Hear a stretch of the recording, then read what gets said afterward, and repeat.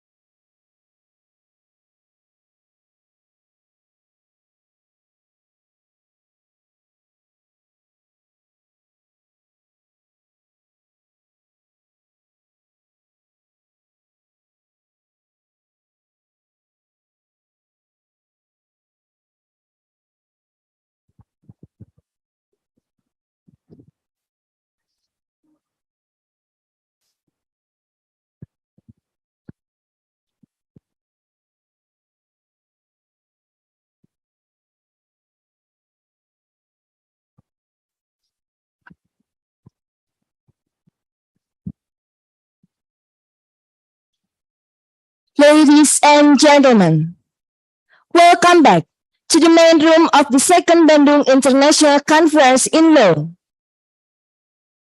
Now, we are entering next session, that is plenary session that will be led by our moderator. Therefore, let us introduce our moderator first.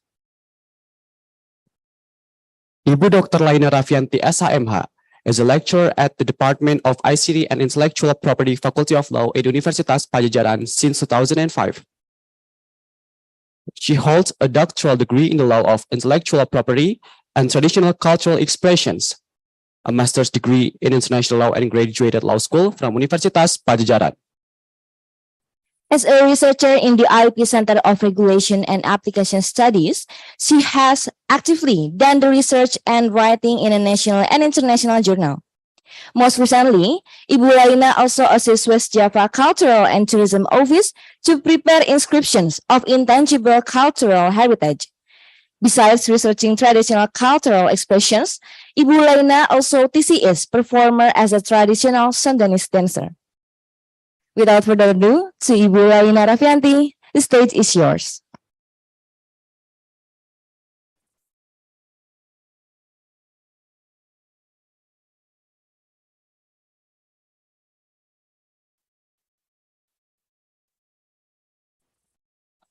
Test. Recording in progress. Bismillahirrahmanirrahim. Assalamualaikum warahmatullahi wabarakatuh. Good afternoon and also good morning, everyone. How are you today? Everyone in this auditorium and also in the meeting, in the Zoom meeting. Great, right? Okay, I remember 2 years ago, the first BICL was held in Banda campus, our postgraduate campus. And that time, I haven't imagine that the next conference will be in hybrid method. That is it. Today, we have a hybrid conference, both online from Zoom, and you are here and attending offline. Hope that Pajajaran, Universitas Pajajaran, to become a hybrid university will come true. Okay. Today, this is the second day of the second BICL conference. I'm not alone here. We already have Professor Abu Bakar Munir. Please come to this stage, Professor. And also Professor Hualado. Please also come to the stage. And in our Zoom meeting, we have already have Professor Peter Marzuki. How are you, Professor? Good afternoon. And also Professor Ibrahim, together with Igusti Ngurah Parit Kesit, PhD. Gusti Ngurah, ken kabade. Becik. Becik, Prof. Becik iki. Tiang i becik. Okay, it means how are you, right? Well, becik, good. Good. Okay, thank It's you. Balinese, sorry. It's Balinese. It's Balinese. Okay, that's great. Yeah. Thank you for sharing your Balinese language. Thank you, Professor. And we also will have Professor Adrian Bender from Leiden University. Yeah, probably he's not joined yet, but that's all right. Well, we have our panelists here, and something that mentioned by the MC about me, it's too much, I think. I'm not that great. I'm still a learner from our professors and from you, my students. Well. And first, for the first session, we have Professor Abu Bakar Munir from University of Malaya. How are you, Professor? Good, Alhamdulillah. And as a moderator, I have a duty to read the CV. Okay, it's a long CV, Professor. What can I say is, well, he's an international renowned scholar, expert, and consultant on cyber law and data protection. Yeah, and he's professor of law and recently been appointed as the holder of Tun Ismail Muhammad Ali Chair at the Faculty of Law, University of Malaya, Malaysia. He was an adjunct professor at the International Islamic University, and he also international visiting professor of cyber law and data protection law in this university, Universitas Padjadjaran. And adjunct professor in University of Indonesia, member Data Protection Appeal Tribunal in Malaysia, founder Association Professional Privacy Data Indonesia. So he knows a lot about Indonesia, our privacy professor, and founder and advisor, Bali International Arbitration and Mediation Center, director of Privacy and Cybersecurity, and senior advisor, Sundal Law Firm, of counsel K&K Advocates, Veritas Law Bangkok, Bin Bahian Advocates and Legal Consultancy Dubai, Diwan Al-Hubar Law Firm Riyadh, and partners Riyadh Kingdom of Saudi Arabia. So how internationalized he is. Okay, without further ado, today Professor Abu Bakar will give a presentation on legal challenges in the post-pandemic era Indonesian context. Please, the floor is yours, Professor.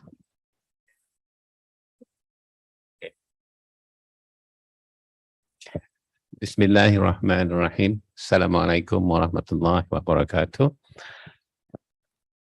So you don't have to read basically my bio data. It's not about me. It's about the topic that we're supposed to discuss. And I must apologize to the organizing committee because I've changed a little bit the title of my presentation to perhaps to look beyond Indonesia. Yeah. And for this topic, I chose a specific area of my interest, which is data protection. And I think this is topical simply because the DPR has approved the law last week on the 20th of this month.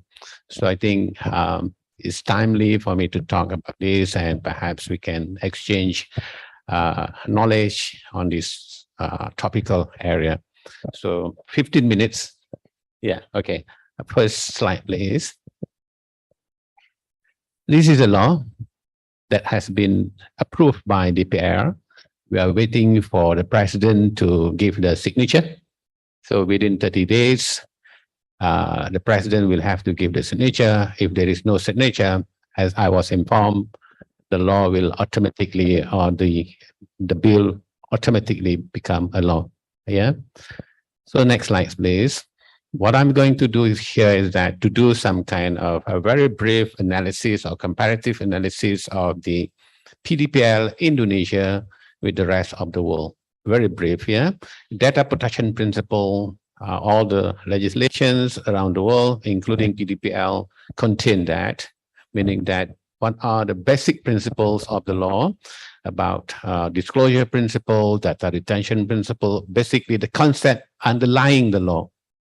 It's called data protection principles. So all the legislation, including PDPL, provide for that.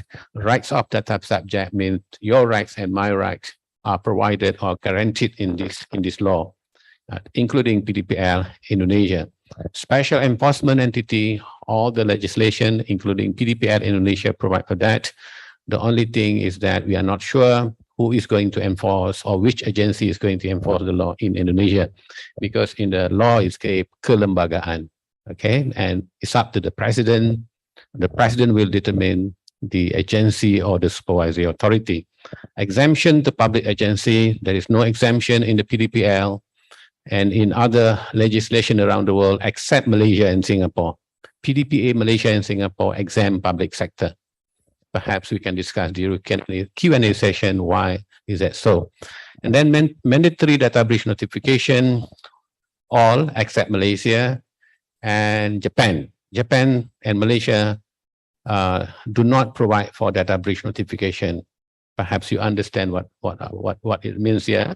If there is a data leakage, you have to report to the data subject as well as to the authority. And next slide, please.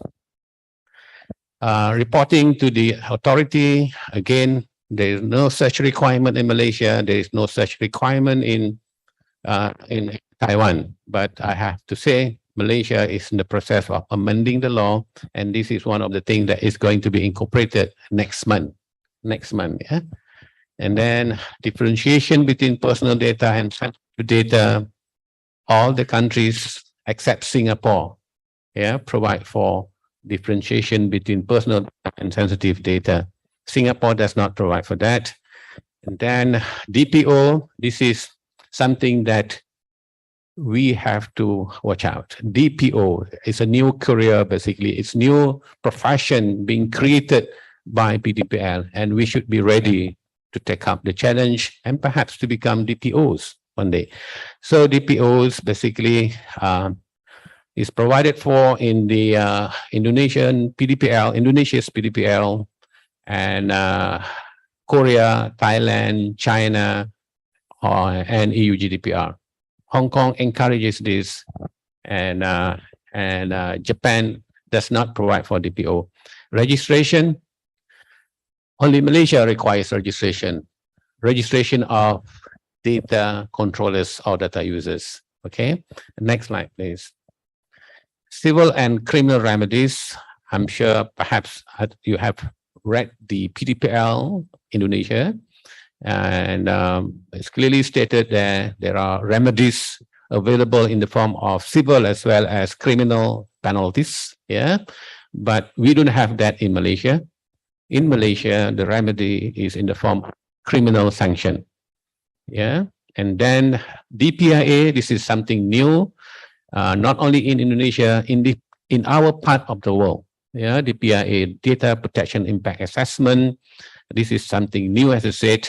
We have that, and Singapore uses DPIA in the Philippines law.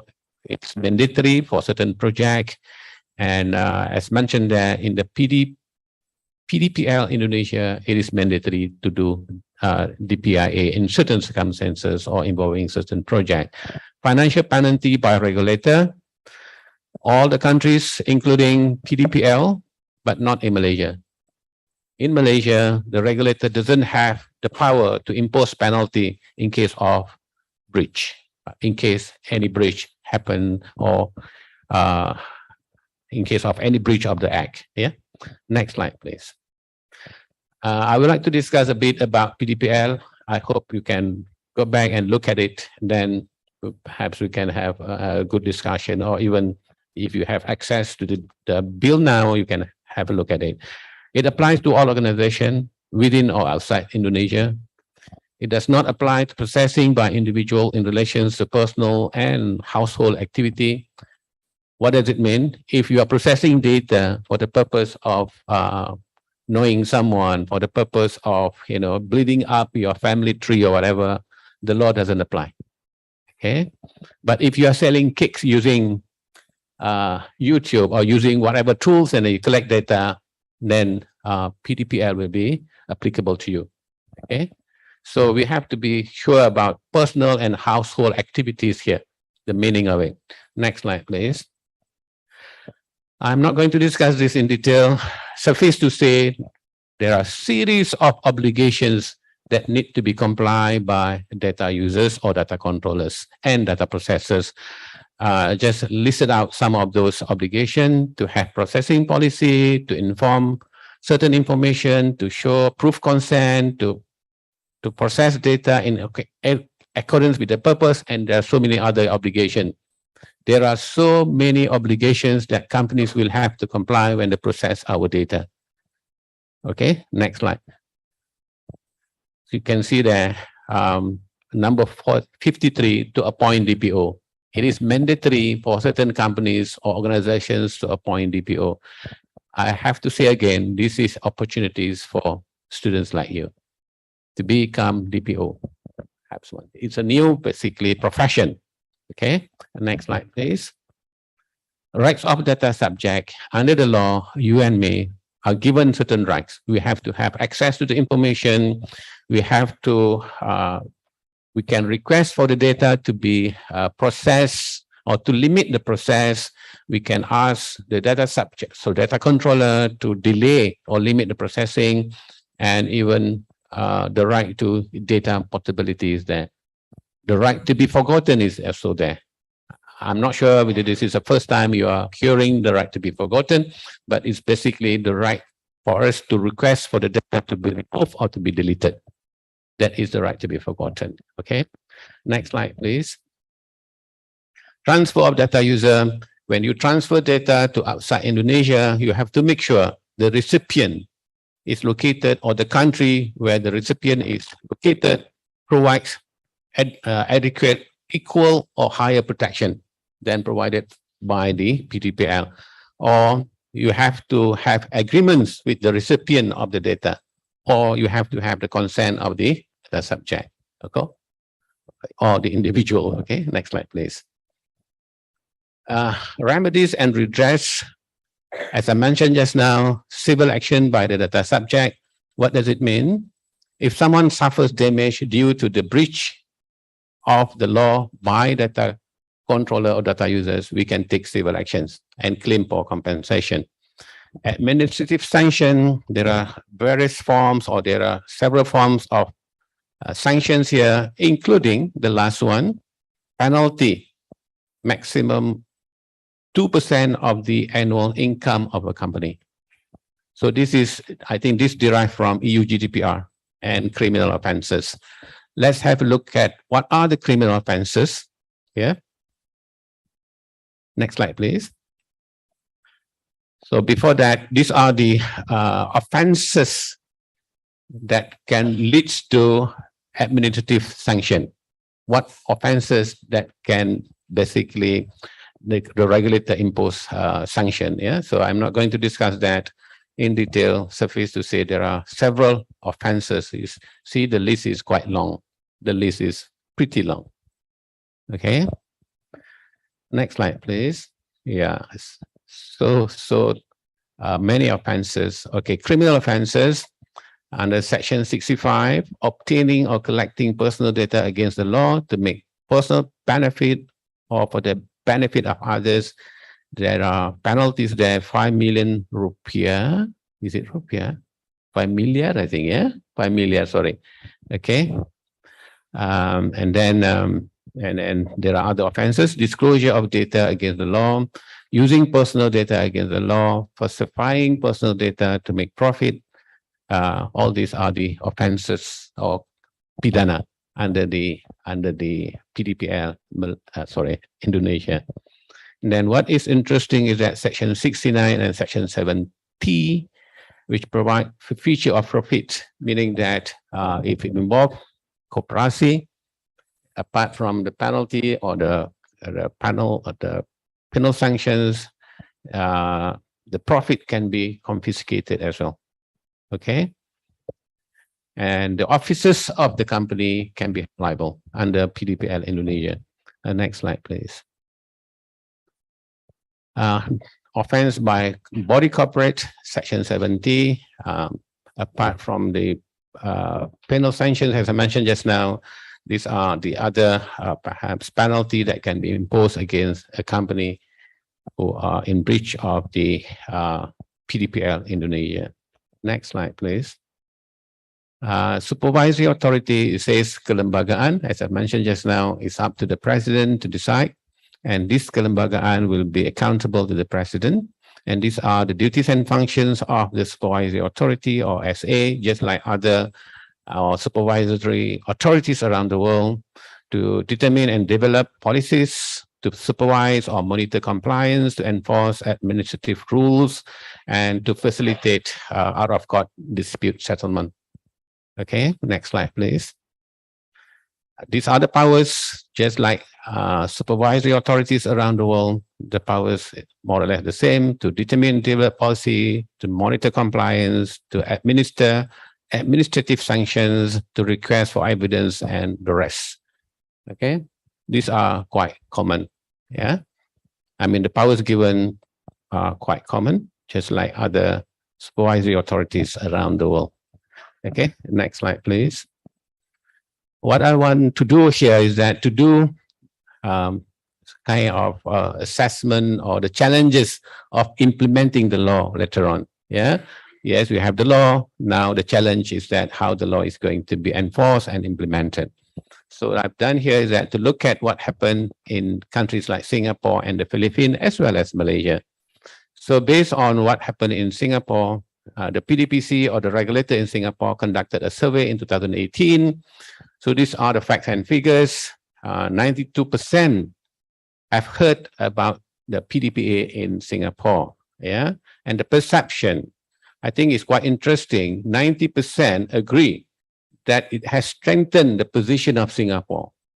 So this is very interesting finding. Yeah, 90% of the respondents believe that PDPA Singapore has managed strengthening Singapore as a trusted hub, as a financial hub. I think, and I hope the same finding will happen here in Indonesia.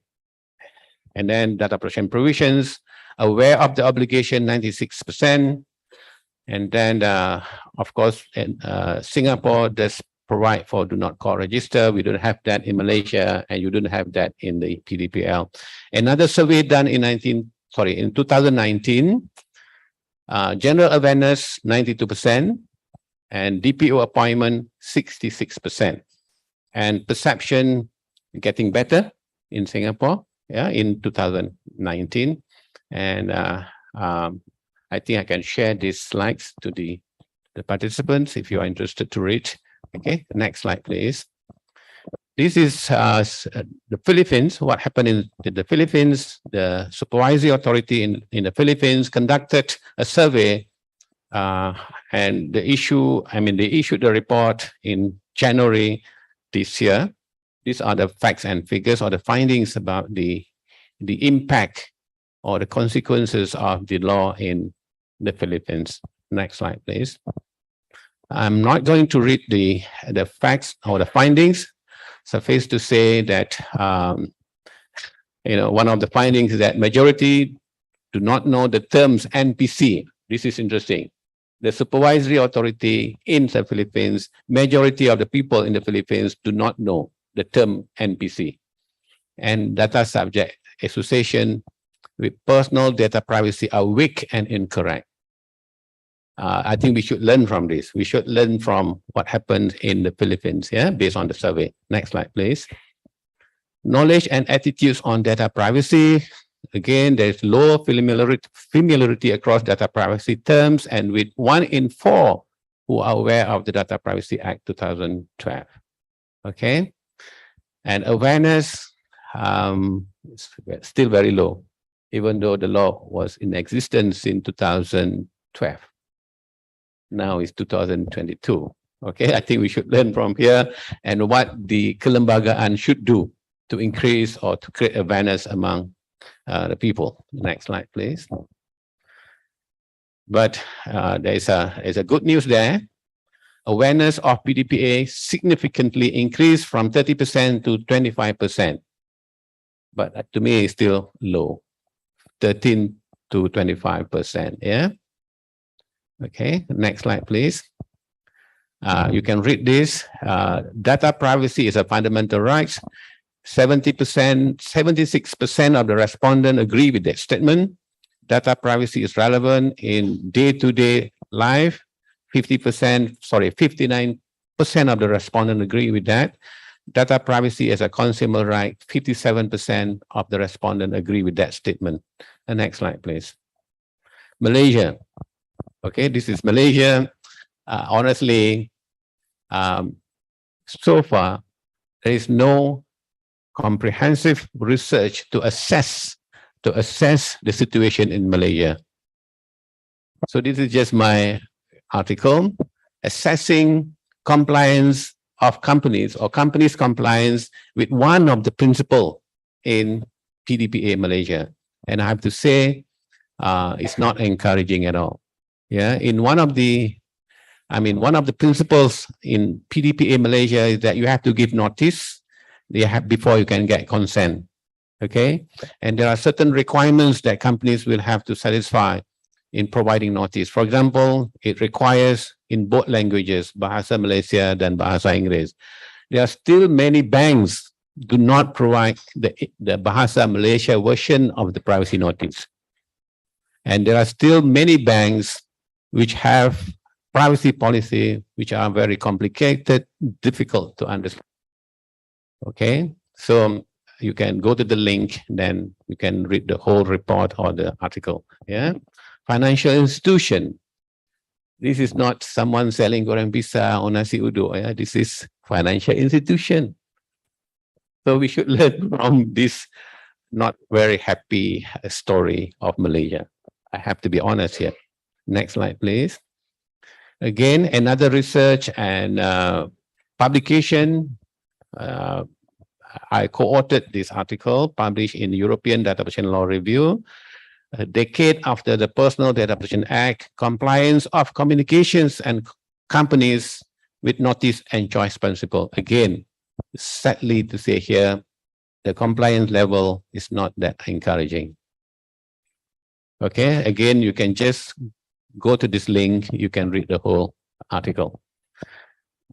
Next slide, please. What happened? Thailand enacted the law, the same law of PDPA, I think 4 years ago, but due to COVID-19, the government decided to postpone the implementation of the law until recently, 1st of June. Yeah. So this is a direct impact of COVID-19 on on law, basically in Thailand specifically. Okay, next slide, please. Lessons from around the world. FTC has imposed fine 1 billion against Facebook. 1 billion fine against Facebook. WhatsApp was issued with the second largest GDPR fine, 225 million euro. Google, Meta was fined 71.8 million by the regulator in South Korea recently. Amazon was fined 888 million, yeah, for doing something against the law in I think in Ireland, if not mistaken. The next slide, please. There are so many cases, yeah. There's so many cases where fine have been imposed against companies for breaching data protection laws around the world. Next slide, please.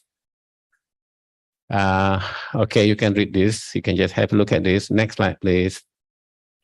This is our neighbor, our closest neighbor. This is the highest fine imposed by the regulator in Singapore against a company for breaching PDPA in Singapore. Next slide, please. Thank you so much. And let's have a discussion. Thank you so much again. Thank you so much, Professor Abu Bakar Munir. Before the discussion session begin, I asked Professor Abu Bakar for giving the presentation in 15 minutes. And he said, I will do beyond. And he proved it. But I let him do the presentation because there are fruitful information from the presentation. He told us about the comparative legislation and obligation of data controller, remedies and redress, also administrative sanction, criminal offenses, supervisory authority or kelembagaan, yeah. And the most important thing is how to implement that law. Yeah. Okay. We will go through another panelists before the discussion session. So we have here Professor Dr. Peter Mahmud Marzuki from Universitas Airlangga. Yeah. Good afternoon, Professor. Professor Marzuki, Professor Peter Mahmud Marzuki, Professor Dr. Peter Mahmud Marzuki, SHMS LLM.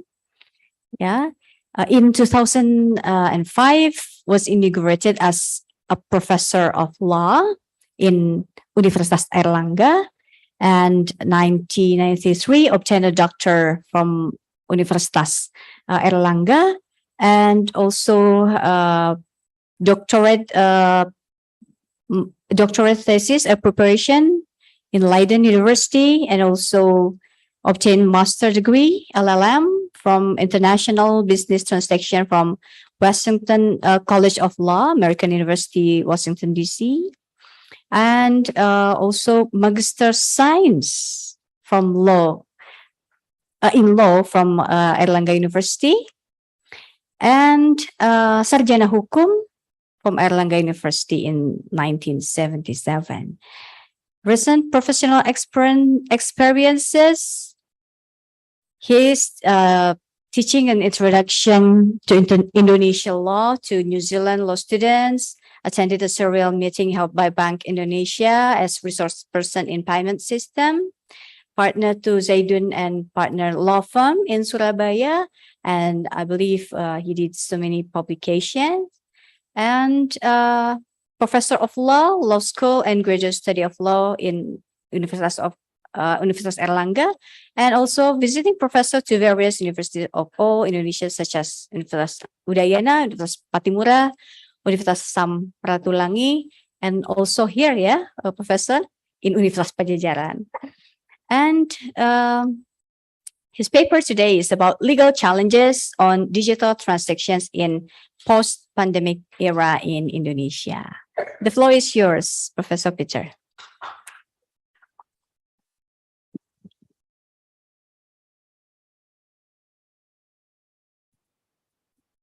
We cannot hear your voice, Professor. Please unmute. Yeah. Good afternoon, everybody. Good afternoon. How are you? I hope you're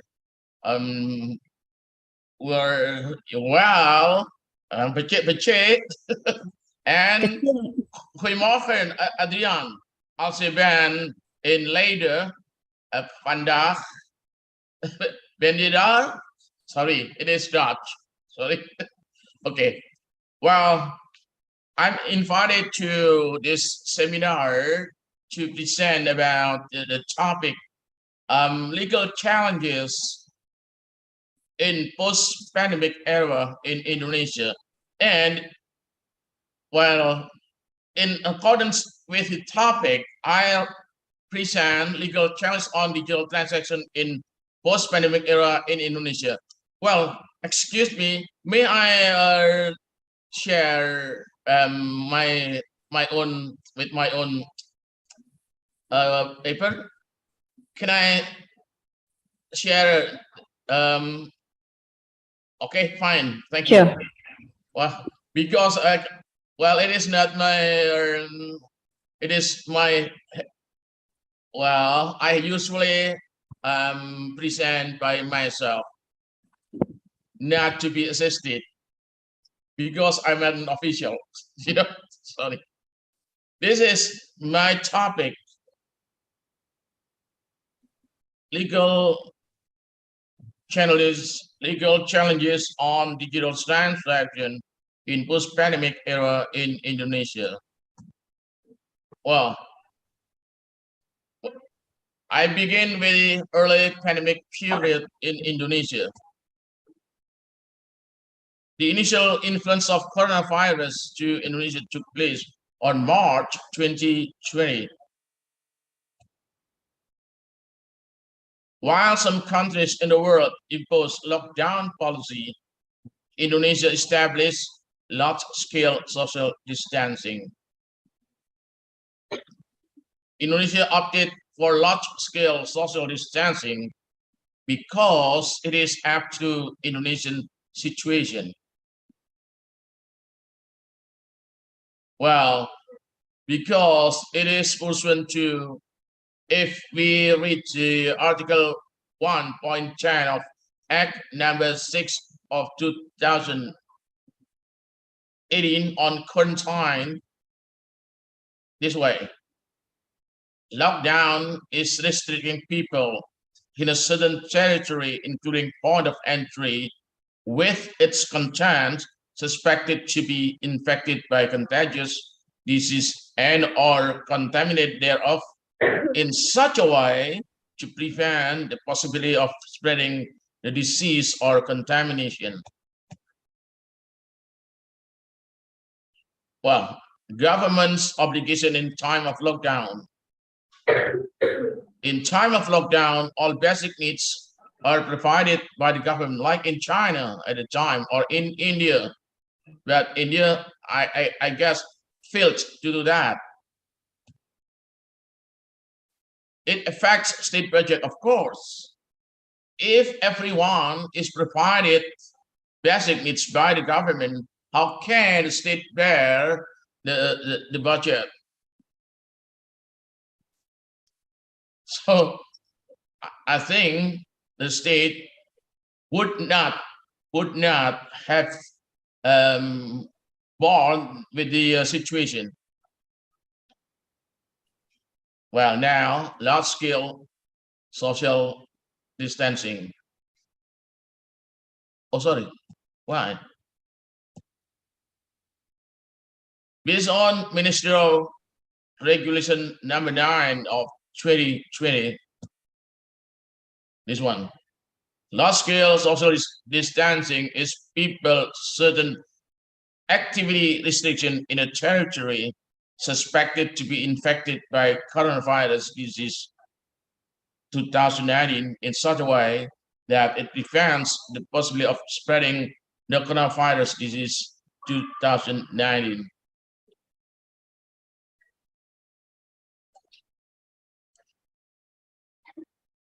restriction in large-scale social distancing, education institution like Pajajaran University and any other university in Indonesia closed at that time. We worked from home.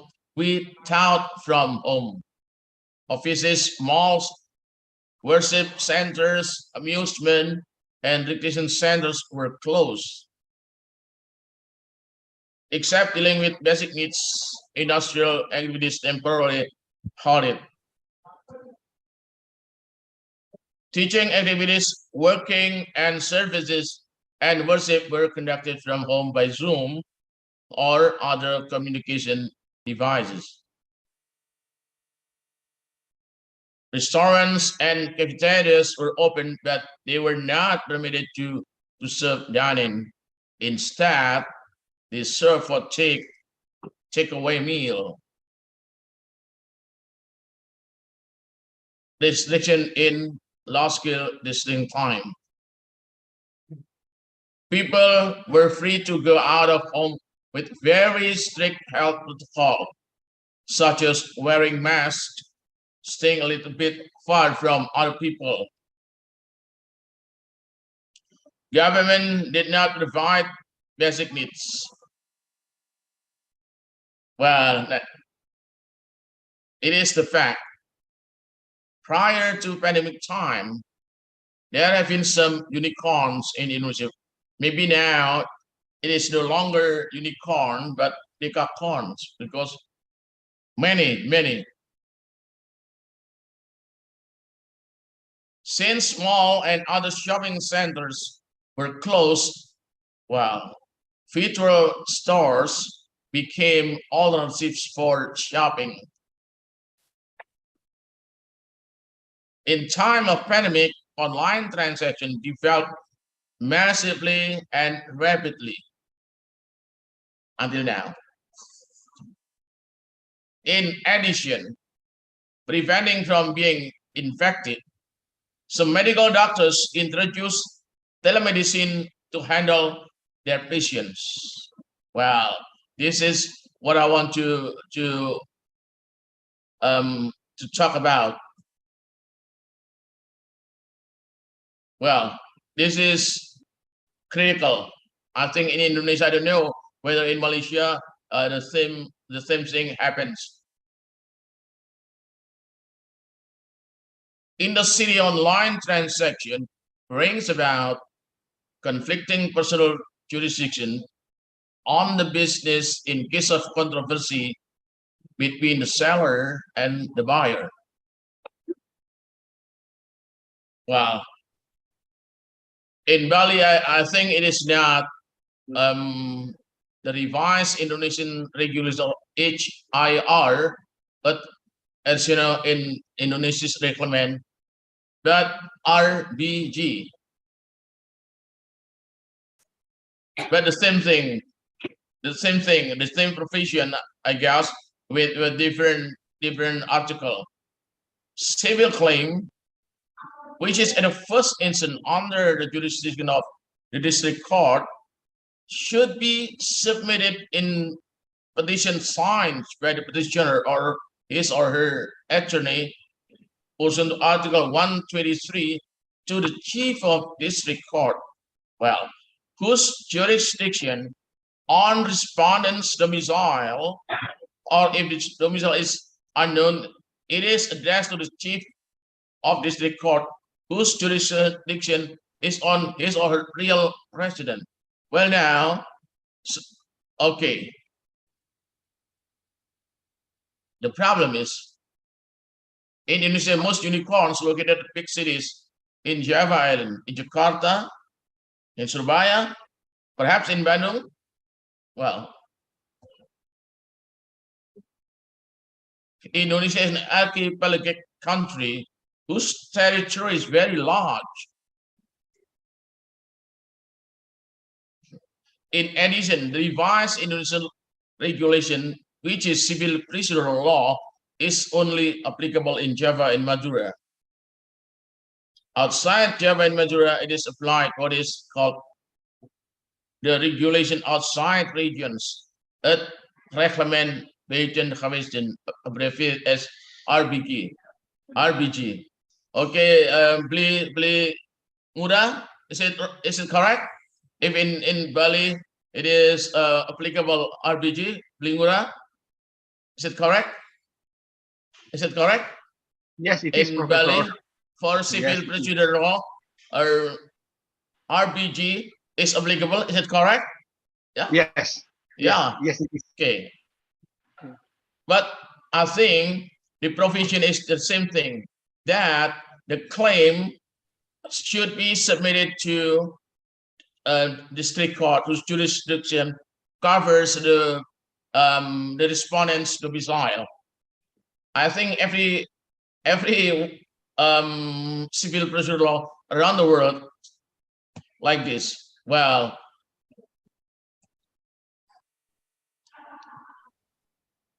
okay, now we can imagine, in case of conflict between a virtual shop and its buyer concerning the quality of goods to be transferred pursuant to both HIR and RBG, the buyer as the petitioner should file the lawsuit with the district court whose jurisdiction is on where the virtual shop physically located.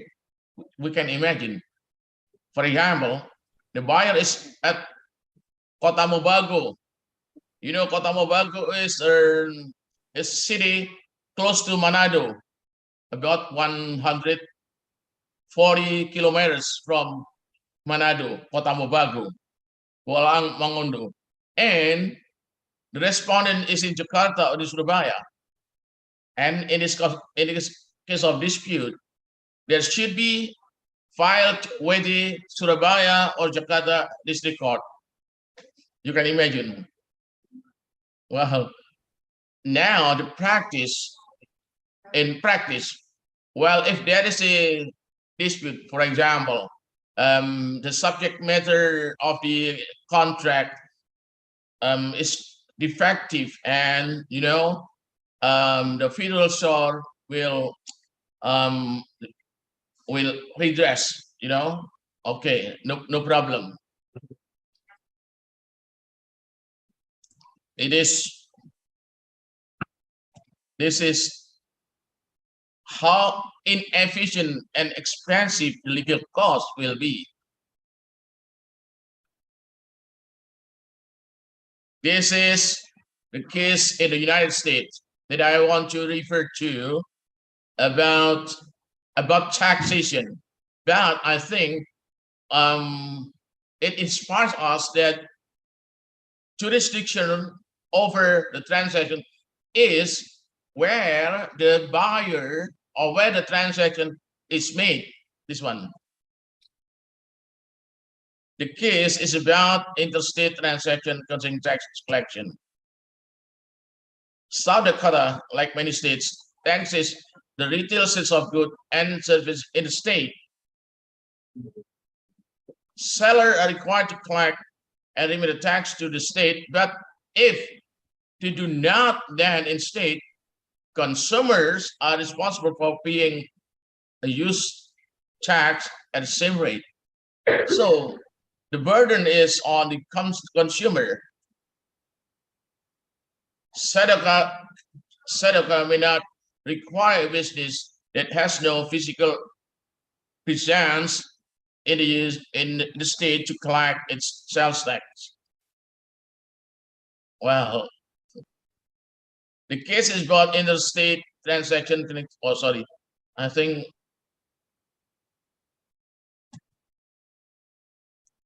Sadaka requires the seller to collect. Okay. Well, now Sadaka requires that sellers collect and remit the tax to the state, notwithstanding no physical presence in the state. Respondent, top online retailers with no employees or real estate in South Dakota each meet the X minimum sales or transaction requirement, but do not collect the state sales tax.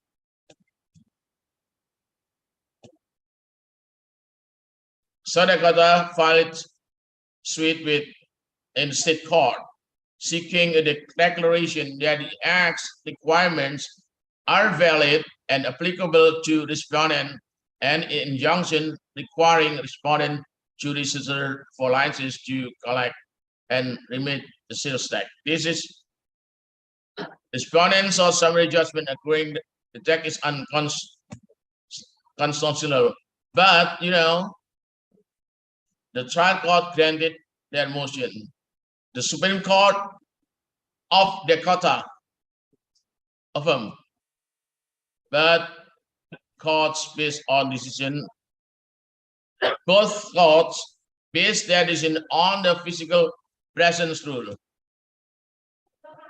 Since the respondent did not domicile in the taxing state, the act is unconstitutional.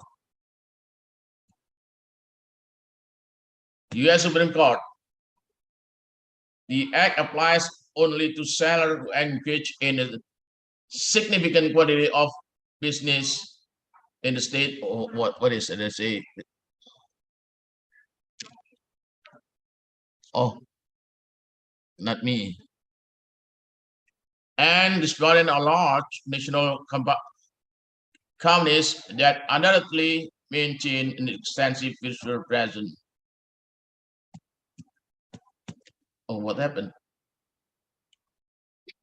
Oh, that's sorry. Okay, now this is in Faggot South Dakota Supreme Court. Okay.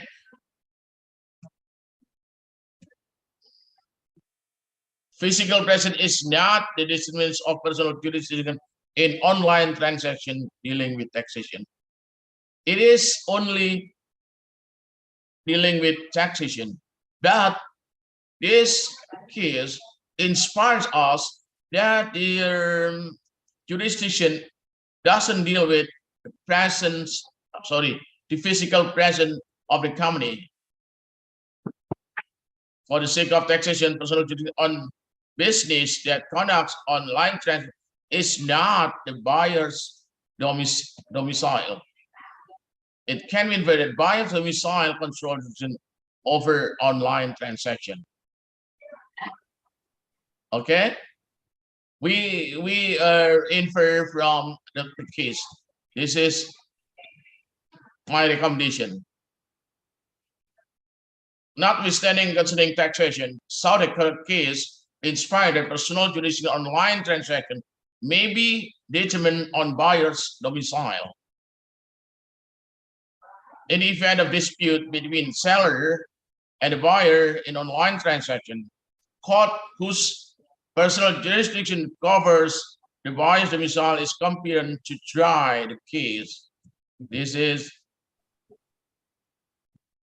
under the revised Indonesian regulation and regulation outside in which are civil law, court whose personal jurisdiction covering respondent's domicile is competent to try.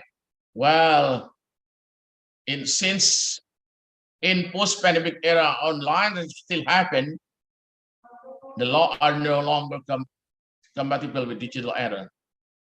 Well, of course, this is my recommendation. It is recommended, therefore, that President issue government regulation in lieu of law to insert provision concerning personal jurisdiction over online transaction. The scheme is easier and faster than amending code civil procedure law revision. It is based on Article 22 of the 1945 Constitution. Everybody can refers to this article. Another one is telemedicine. Telemedicine is the practice of medicine using technology to deliver care at a distance. A physician in one location uses a telecommunication infrastructure to deliver care to a patient at a distant location, distant site. Telehealth refers broadly to electronic and telecommunication technology and service used to provide care and assistance. 5 more minutes. Moderator, may I use 5 more minutes? Actually, the time is up, Professor. All time is up. Okay. Okay. No problem. But you have a this PowerPoint, right? Yes. Okay, no problem. Okay. Well,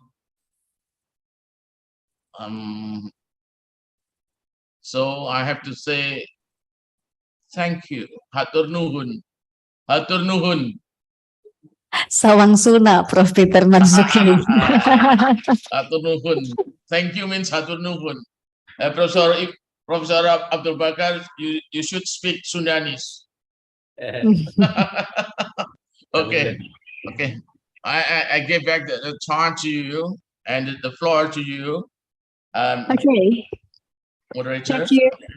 Thank you, Professor Peter Marzuki, who has having a presentation on the legal challenges on digital transaction in post-pandemic era in Indonesia, particularly comparing with the U.S. Supreme Court decision and civil procedural law and how the implementation of personal jurisdiction over online transactions and telemedicine. We hope you can come here to Bandung or Jatinangor campus, Prof. Peter, next time. Well, if you invite me, I'm coming there. Sure. And for the committee is Professor Adrian Bedner is already joined. Okay. Good morning, Professor Adrian Bedner. Goedemorgen, Adrian. Goedemorgen. Goedemorgen. Selamat pagi. Selamat sore di sana. Ya. Gaat goed? Gaat prima. Prima. Yeah. Okay, I say good morning because in your place is in at 9 a.m. in the morning, right, Professor? That's right. Yeah. Okay, thank you for joining us today in Zoom meeting. We really hope that you can come here, but probably next time, same as Professor Peter. And now is your turn, Professor Adrian Bedner. Yeah, he is research in Leiden University, including law and governance in Asia, political and economic foundation of law and making human rights worse. And his career is on KITV professor by special appointment of law and society in Indonesia and head of department of the Van Vollenhoven Institute for Law, Governance and Society. And his project experience, he has been involved in many research and legal education projects in Indonesia, sponsored among others by Royal Dutch Academy of Sciences, the Dutch Research Council, the Dutch Department of Foreign Affairs, and NOFIC. He is the chair of the board of the International Institute of Asian Studies, editor of Routledge, book series Law, Development and Globalization, and member of the working group on the legal cooperation in Indonesia, Netherlands. And our colleague, Pak Bilal, is a student of Leiden University now in your university, yeah, Professor Ad? Yes, okay. He is. And we're very happy with him. Yeah. Without further ado, the floor is yours, Professor. Okay. I'll share my screen.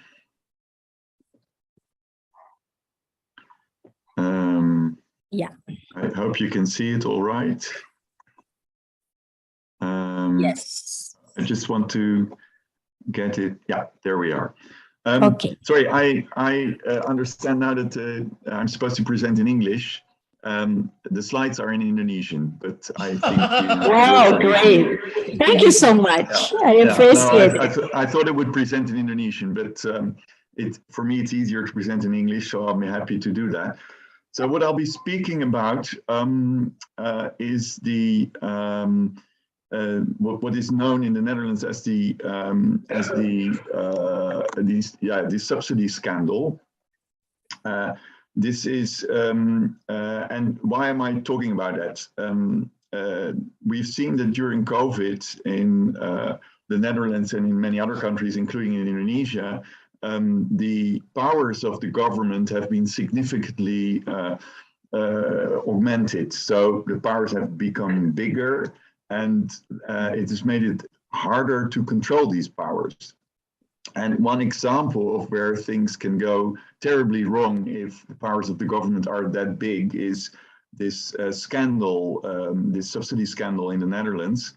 And it's also an example of, I think, of the judiciary really making mistakes and not exercising enough control on the government.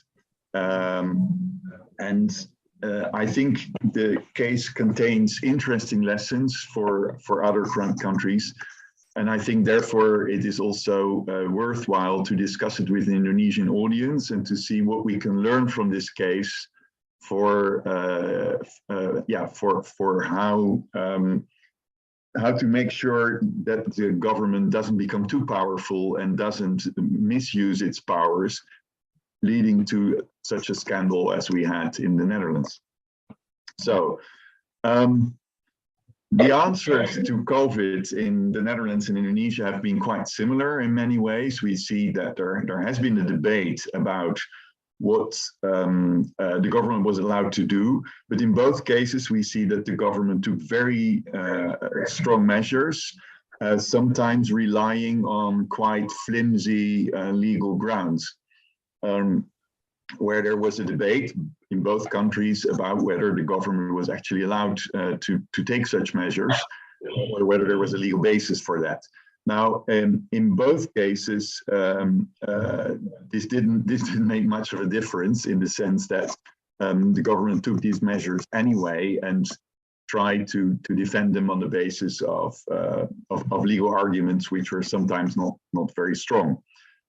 This is, of course, not something we only see in the Netherlands and Indonesia, but it's something, a worldwide phenomenon. And it shows how under duress and in times of crisis, how governments can really gain a lot of power, and how that endangers, may endanger the rights of citizens, and may promote the abuse of power. So this is a danger, I would say, for the rule of law. And the question then, of course, is whether in such cases, the judiciary may offer relief, may actually protect citizens against the government. We see two courts here, in Indonesia with the P2N. In the Netherlands, we have the Council of State. In a minute, I'll explain a bit more about the Dutch system of administrative courts. The highest judge, or one of the highest judges in administrative court cases, is the Council of State. And then this is in this nice building, which you see on your right on the screen. And they played a key role in this subsidy scandal I'll be discussing. So what was this case about? It was in the Netherlands, when you're working, you can actually, there is daycare for children. You can take your children to daycare and you can get a subsidy for that. Because otherwise the government wants to stimulate people to work. And if you can't, if you have to take care of your child, you can't go to work, and therefore you get a subsidy. Now, the problem was that many people were accused of actually getting a subsidy without being entitled to it, without having a right to get that subsidy, and they had to pay back the money that they received. And this, it was, in many cases, this was really like tens of thousands of euros. So really enormous, staggering amounts for people who were not rich at all. And many people got, and that's it, and couldn't pay back their debts. Some even lost their children because they got so stressed out that the Child Protection Agency got involved. So it had really horrible consequences for many people that they had to pay back this money. Before I continue, I'll explain briefly what how the system of administrative courts works in the Netherlands. It's different. The main point, I mean, it's a very complex picture. You can immediately see that. The main point is that we see that cases in the sector bestuur, which is the Tata Usaha Negara, that they do not go to the Mahkamah Agung, but that they go to one of these three highest judges. In the case we are discussing, they went to the Raad van State, the DPA, as it DPA no longer exists in Indonesia. They are Pertimbangan Agung, but in the Netherlands, it still exists and is the highest. Consideta. Yeah. Consideta. Yeah, in France. In France, Consideta. Yeah. Jawohl. Okay. Now going back to this scandal. So the problems were caused also by this. What you can of course wonder, why did people get so much money in the first place, and that then they had to return it. So the reason was that you could fill in a form in which you said that you were taking your children to the daycare, and you would submit that to the tax department, and the tax department would then immediately pay you the money you were requesting, without checking carefully whether you were actually entitled to it. But then later on, you had to submit the bills of the daycare, and then it had you had to prove that you actually had taken your children there and that you actually had used that money, and then it would be approved, and you could keep the money. The problem was here that we see that oh, sorry, I'm going too fast. So I will later explain that there was a big problem with the way in which this system was operating.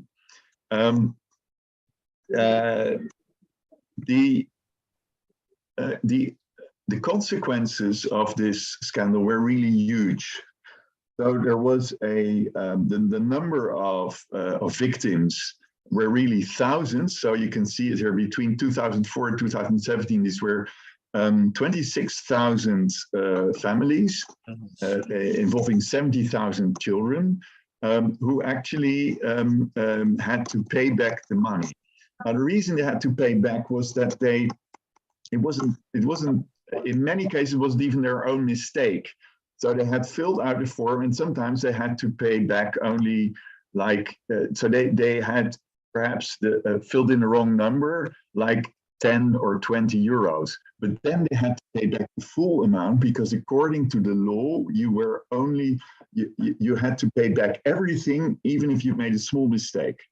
And sometimes the mistake was not even caused by the parents themselves, but it was caused by the daycare center, because the billing system of the daycare center was not quite correct. So to summarize, people without being at fault, without in any case, in any way being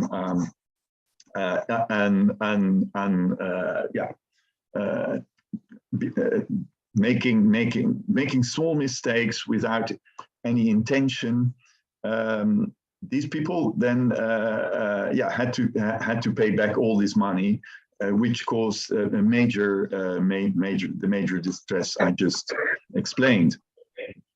So here you see some of these parents sitting on in the Dutch second chamber, the Dutch DPR, where they're watching a debate about how the government explained why this had happened.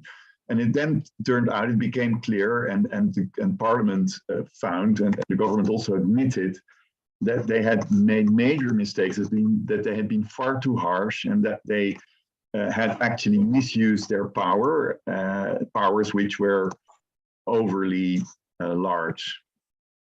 This had political consequences. Here, this is in Dutch. Perhaps Peter can read it, but it's the kabinet.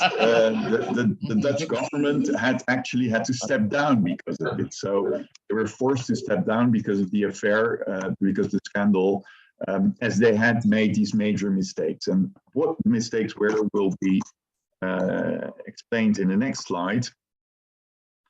But first, sorry, in the slide after, first the question is, of course, how is it possible that this happened? What were the reasons that a law was made that was so strict, that gave such big powers to the government, that actually so many people could become the victim of this, this policy and its implementation? So one of the reasons was that the law was made at a time that actually misuse was being made of these social subsidies. So there had been a scandal with Bulgarian criminal organizations which submitted applications, got the money, and then disappeared. So they used individuals to actually to apply for child benefits, for child subsidies, and then they disappeared after they got the money. So there was this in the Dutch parliament, there was this attitude: we need to do something about this. We might need to prevent such misuse by all means. It also had to do, of course, with the system of giving people the money before actually checking whether they were entitled to it, whether they had submitted the right details. So it was not like that you filled in a form and then the official looks at the form and says, oh, there's something missing, there's something wrong, and then says you need to make sure that everything is right, and only then you get the money. But they got the money immediately before there had been any check.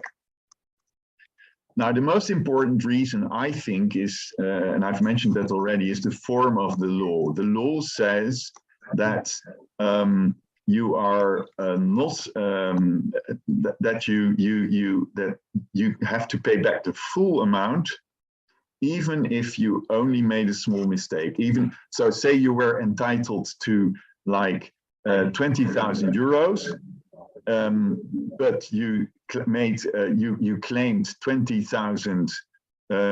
20 euros, then already you had to pay back everything. So because you made a mistake of 20 euros, you had to pay back the full amount of 20,000. So that was, of course, a recipe for disaster, I would say. Then the implementation was also interesting, because we see that the implementation, that the officials who were implementing the law, the civil servants involved, had no discretion whatsoever. So they really had to follow the letter of the law. They were not in contact with the people who asked for the subsidies. So there was no way in which they could look at the personal conditions of the people who were making the claims, and also not of those who had to pay back. So they didn't take into account. They weren't legally allowed to take into account the particular conditions of the people who had made mistakes. And then finally, this is quite interesting. I mean, you can, in such cases, you can make a claim to the administrative court in the Netherlands, and that was actually done. But then the law, the statute said that you were not allowed to use principles of proper administration, and particularly were not allowed to use the principle of proportionality in your testing of the case. So this means that the court only had to look whether the letter of the law was being applied, whether it was applicable, and there was no way that any legal principles could be involved in this. So there were several institutions involved. We see it was the government which started which took the initiative to the law and to the form of the law. and wasn't aware of what was happening all the time, or at least ignored all the signals that things were going wrong. Then it was Parliament which made such a strict law, which I think actually goes against the rule of law, because it basically ruled out the possibility to apply principles of proper administration. So Parliament carries a lot of responsibility. Judges carried responsibility because they agreed actually to not apply principles of proper administration, where these principles actually should overrule statutes in such case, because there are certain fundamental principles which go deeper than a statute. And then there are, of course, also, and this is perhaps surprising, but I think interesting, it also involves the legal scholars who were not, weren't aware of what was happening, who didn't pay attention to the court cases that were produced in the first years, and which showed that the court was using this very strict application of the law. Now, I'll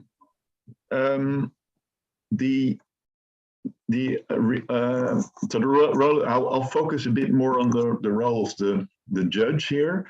So, as I just said, at first, some cases did go to the court, and actually the judge of first instance, they actually they adjudicated these cases, and they actually said that the victims, the people had to pay back, that that their cases should be looked at again, and that the way that the government had treated them was unfair. So the first instance court actually agreed with the victims, but then when they went up to the DPA, the Conseil d'État, or whatever you want to call him, the highest judge said, no, we have to look at the letter of the law here, and we have to apply it straight away. So they actually dismissed the cases, or they rejected the claims, and then after that, lawyers no longer went to the court, because they said, well, it doesn't make sense anyway, because we lose in any case. I should also, so there were two things. It was that they explicitly said that the proportionality principle didn't apply. And they also said that there was not an issue of a fault. So they didn't look at fault of the victims, whether they had made a mistake in filling out the form, whether it was intentional, and sometimes because it wasn't their fault at all, it was the fault of the daycare center. So that was also ruled out by the judge. Now, I should say that the highest administrative judge in the Netherlands has quite a bad reputation, or at least a part of them, in always taking the side of the government. So they're very much inclined to look at cases from the perspective of the government. They're often retired officials, not people who have had a judicial career, who and that explains to some extent why there have been why they took this very strict line. And there have been precedents of this. There have been other fields in which they took similar decisions. I should also add that this is changing slowly, that there are more scholars now being appointed to the highest administrative judge, and that there is a change going on, in particular in the field of environment. But in the field of social services, this is a bit different. So what was the reason that I can't really see that the judge made such a big mistake, I think? Well, I think it's that the holy idea of legal certainty. So the idea that legal certainty should be served, and that what the law says, the statute says, should be obeyed. And this is something we, of course, see in the past. We know it from the German history. This is Puchta, who was known for his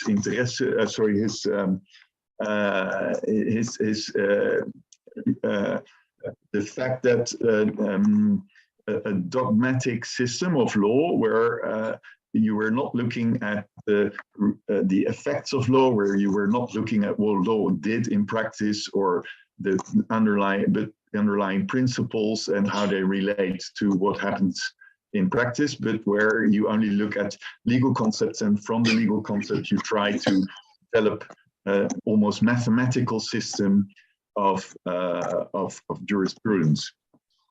Now, in this, of course, led also in Germany in the 19th century to a reaction where we see Eugen Ehrlich, and we also see von Jhering, who said that we should approach this in a different way, and where you should really look into the effects of law and to the relations between law and practice, legal texts, and where you should indeed have a more complex and a more differentiated interpretation of the law without completely giving up the idea that we want legal certainty. But there's not only legal certainty involved. So we know this, of course, in Indonesia. Peter knows the debate, the theory of hukum murni of Hans Kelsen, and there has been this debate in Indonesia whether this hasn't gone too far and whether we shouldn't also look at other principles, and whether we shouldn't pay attention to interpret law with both looking at legal certainty, but also looking at justice. You also want to achieve justice, and you also want to achieve the social purpose. Now, if we look at the case of the scandal I was just describing, we see that legal certainty, in the sense of the certainty that the law that is in the law, that was served, but it was very unfair what happened. And the social purpose was completely defeated, because the social purpose was to make sure that people could go to work and that they could bring their children to daycare.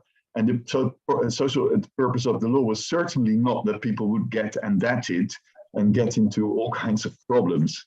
So here we see that the fixation on the interpretation of the law, the idea that interpreting the law in this very legalistic manner, that could lead to legal certainty, that led to exactly the opposite effects of what the law tried to achieve, because the basic idea was to make sure that people would get this money.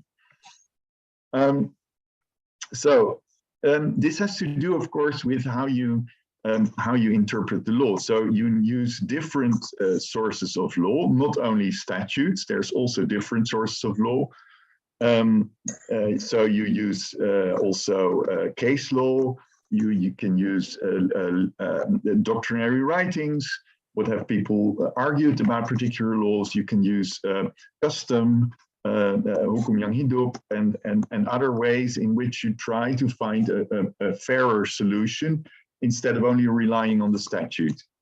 You can also use different forms of interpretation. It's not only systematic or grammatical interpretation, but you can also look at the purpose of the law. So you can use a teleological interpretation. This is also a way in which you can refine your interpretation of the law.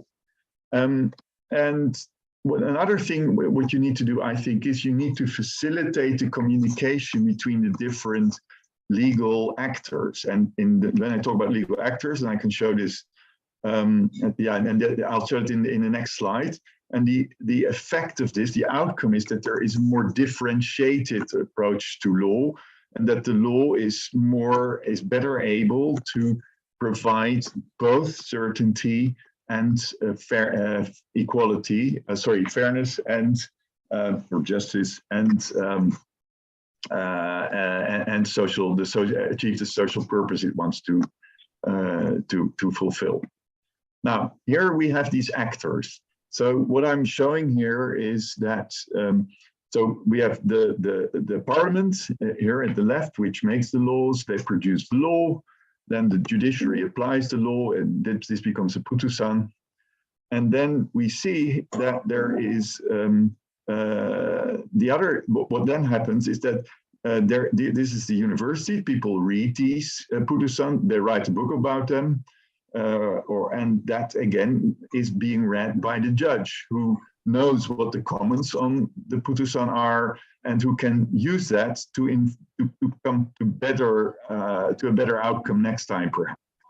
Same thing here with the lawyers who also read putusan and who then can use that in next cases, come up with ideas. And many novelties actually in both in Indonesia and in the Netherlands have been developed by lawyers and then been adopted by judges and then being reworked again by the by legal scholars.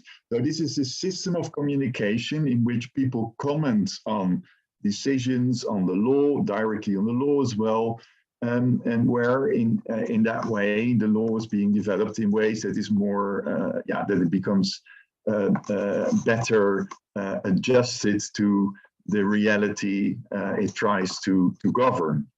Now, what we see in some systems, if they don't function well, we see that, for instance, scholars don't pay much attention to the putusan hakim.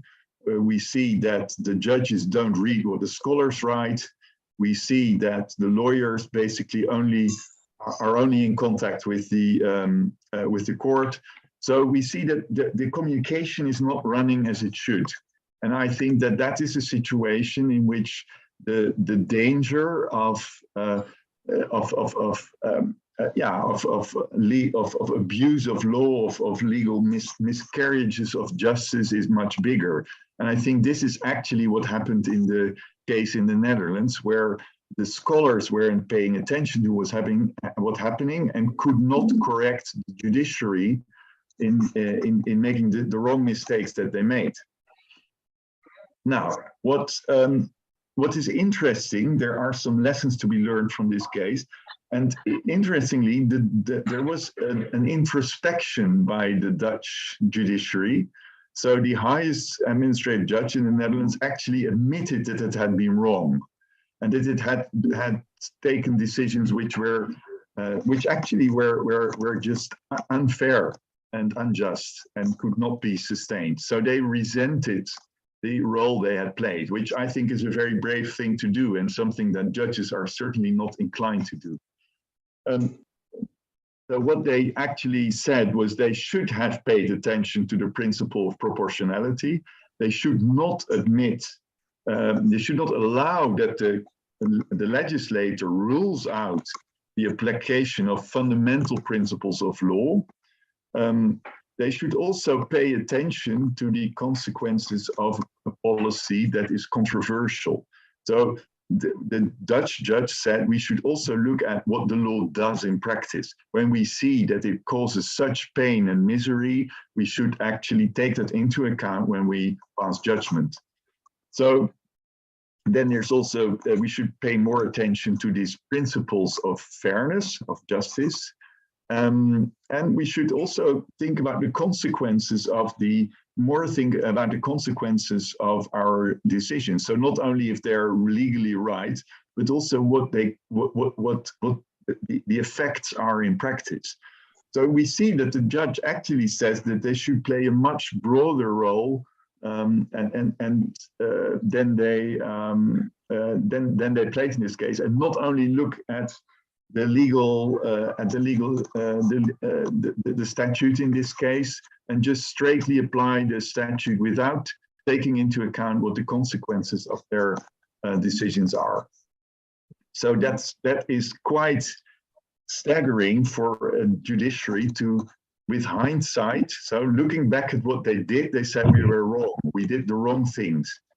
And that has to do, I think, with the fact that they actually acknowledge that the rule of law is something that is above statutory interpretation, and that there are certain principles which you can never violate and which you should never go against. And I think this is actually what may protect citizens against a government which is becoming too powerful. And this is something we have seen in the crisis of COVID, where also the government really became very, very powerful. Now, what are the lessons for jurists? And here I've shown you the these are the 9 law faculties in the Netherlands in these buildings. We have 9 universities, 9 law faculties. And the lesson, I think, is that it's really important that that the legal scholars should pay attention to what the judiciary is doing. They should really be aware, and actually this is what they normally do. So I discuss it with my colleagues from the administrative law department, and I asked them, how is it possible that you didn't notice? And then they said, yes, there were actually, the reason was there were so few judgments, and they looked okay. But the point is that you should always very critically look at something. Now, I think in this case, when it became obvious that so many people became the victim of the application of the law, at that point, I think my colleagues should have gone back to these earlier decisions and looked at them really critically. So again, they also should have paid more attention to what's happening in practice, because they were really late in noticing that. I should also add that in the end, there were a few scholars who did write critical articles about this and did say that the judiciary was wrong. And in the end, their articles played an important role also in redressing the policy or the decisions of the administrative court. So now, when we look at Indonesia post-COVID, Professor Bedner, how many more slides do you have? This is my final one. Oh, okay, thank you. The last one. So Yes, please. I think it's really important that we look at this case. What can we learn from it for Indonesia? That what is really important is that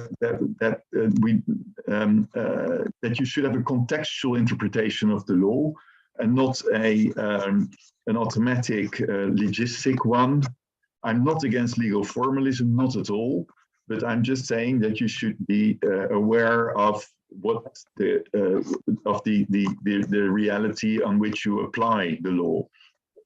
I also think it's really important to understand that legal principles actually may put aside statutes, may overrule statutes. I think it's important, as the Dutch judge said in this case, that you have to pay attention to the consequences of your judgments. And I think that social legal studies are important in this, because social legal studies can help us to understand what law does. And I'm not saying that we should use social rules to be applied by the judge. I'm not making such a case at all. I just think that it's important that judges are aware of what their role is and what their judgments do. And that is my final remark. Thank you very much. Terima kasih banyak, Profesor Adrian Bedner. Kami mengapresiasi sekali presentasi Anda yang berbahasa Indonesia. Terima kasih. Right. There are so many information from Professor Bedner. Those are the phenomenon of post-pandemic situation, the children's subsidy scandal. I have never imagined that another country have such a problem, because I never seen that case in Indonesia.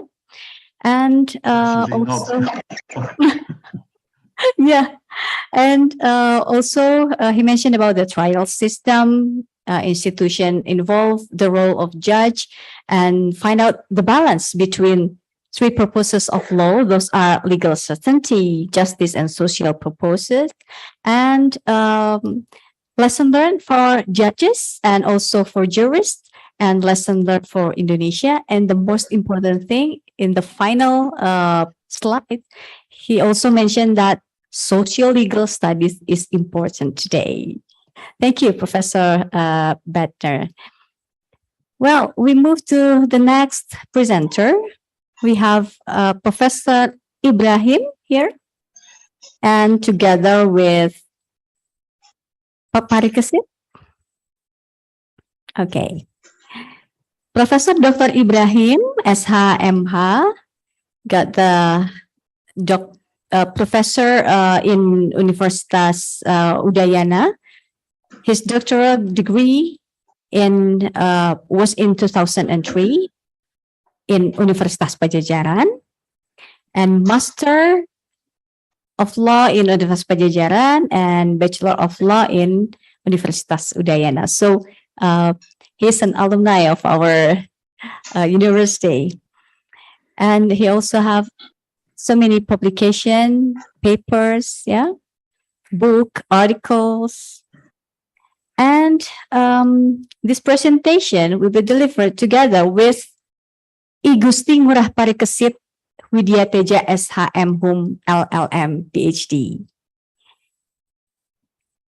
His education background, bachelor degree from Universitas Brawijaya in 2003, master degree from Universitas Brawijaya graduated in 2006, master degree in law, Asian and comparative law, University of Washington in 2014, and PhD in law from University of Melbourne in 2020. And yes, many publications, scopus, paper, and the best graduates with the highest GPA in School of Law, the University of Washington. Dosen berprestasi terbaik kedua Universitas Udayana, dosen berprestasi terbaik kedua Universitas Udayana tahun 2014 dan 2021. And for managerial experience, he is a secretary of Badan Penerbitan Udayana. He was secretary of Badan Penerbitan Universitas Udayana from 2011 until 2015, and the head of Pengelola Jurnal Faculty of Law Universitas Udayana. Okay, how are you, Pak Ibrahim and Pak Parikesit? Yeah, I'm Pak fine, Ibrahim. thank you. Okay. Is Pak Ibrahim, Prof. Ibrahim join the meeting? Yes. Yes. Okay. Good afternoon, Prof. Ibrahim.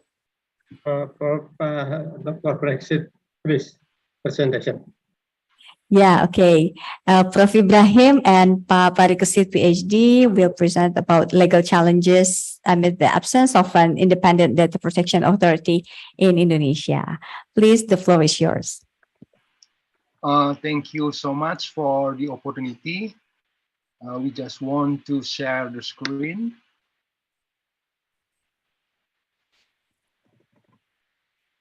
Okay.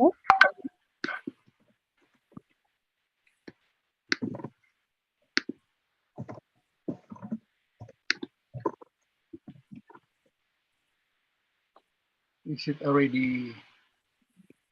Yes, shared? clearly.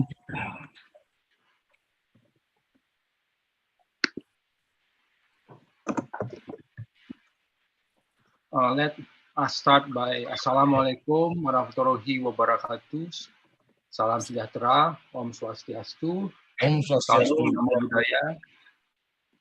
All honorable speakers, Professor Abu Bakar Munir, Professor Wal Adolf, Professor Adrian Bettner, Professor Peter Mahmud, honorable moderators, participants, and committee in this Bandung International Conference on Law. It is our honor to participate in this prestigious event, and we would like to share a material regarding legal challenge amid the absence of an independent data protection authority in Indonesia. So I think we haven't had any communication before with the previous speakers, but this topic is, especially with Professor Abdul Munir, is really connected with the data protection, and we will more specifically looking at the existence of independent data protection authority in Indonesia. We are aware that the use of technology is drastically increased in the pandemic, and the massive use, unfortunately, is followed by an unprecedented rise in data breaches.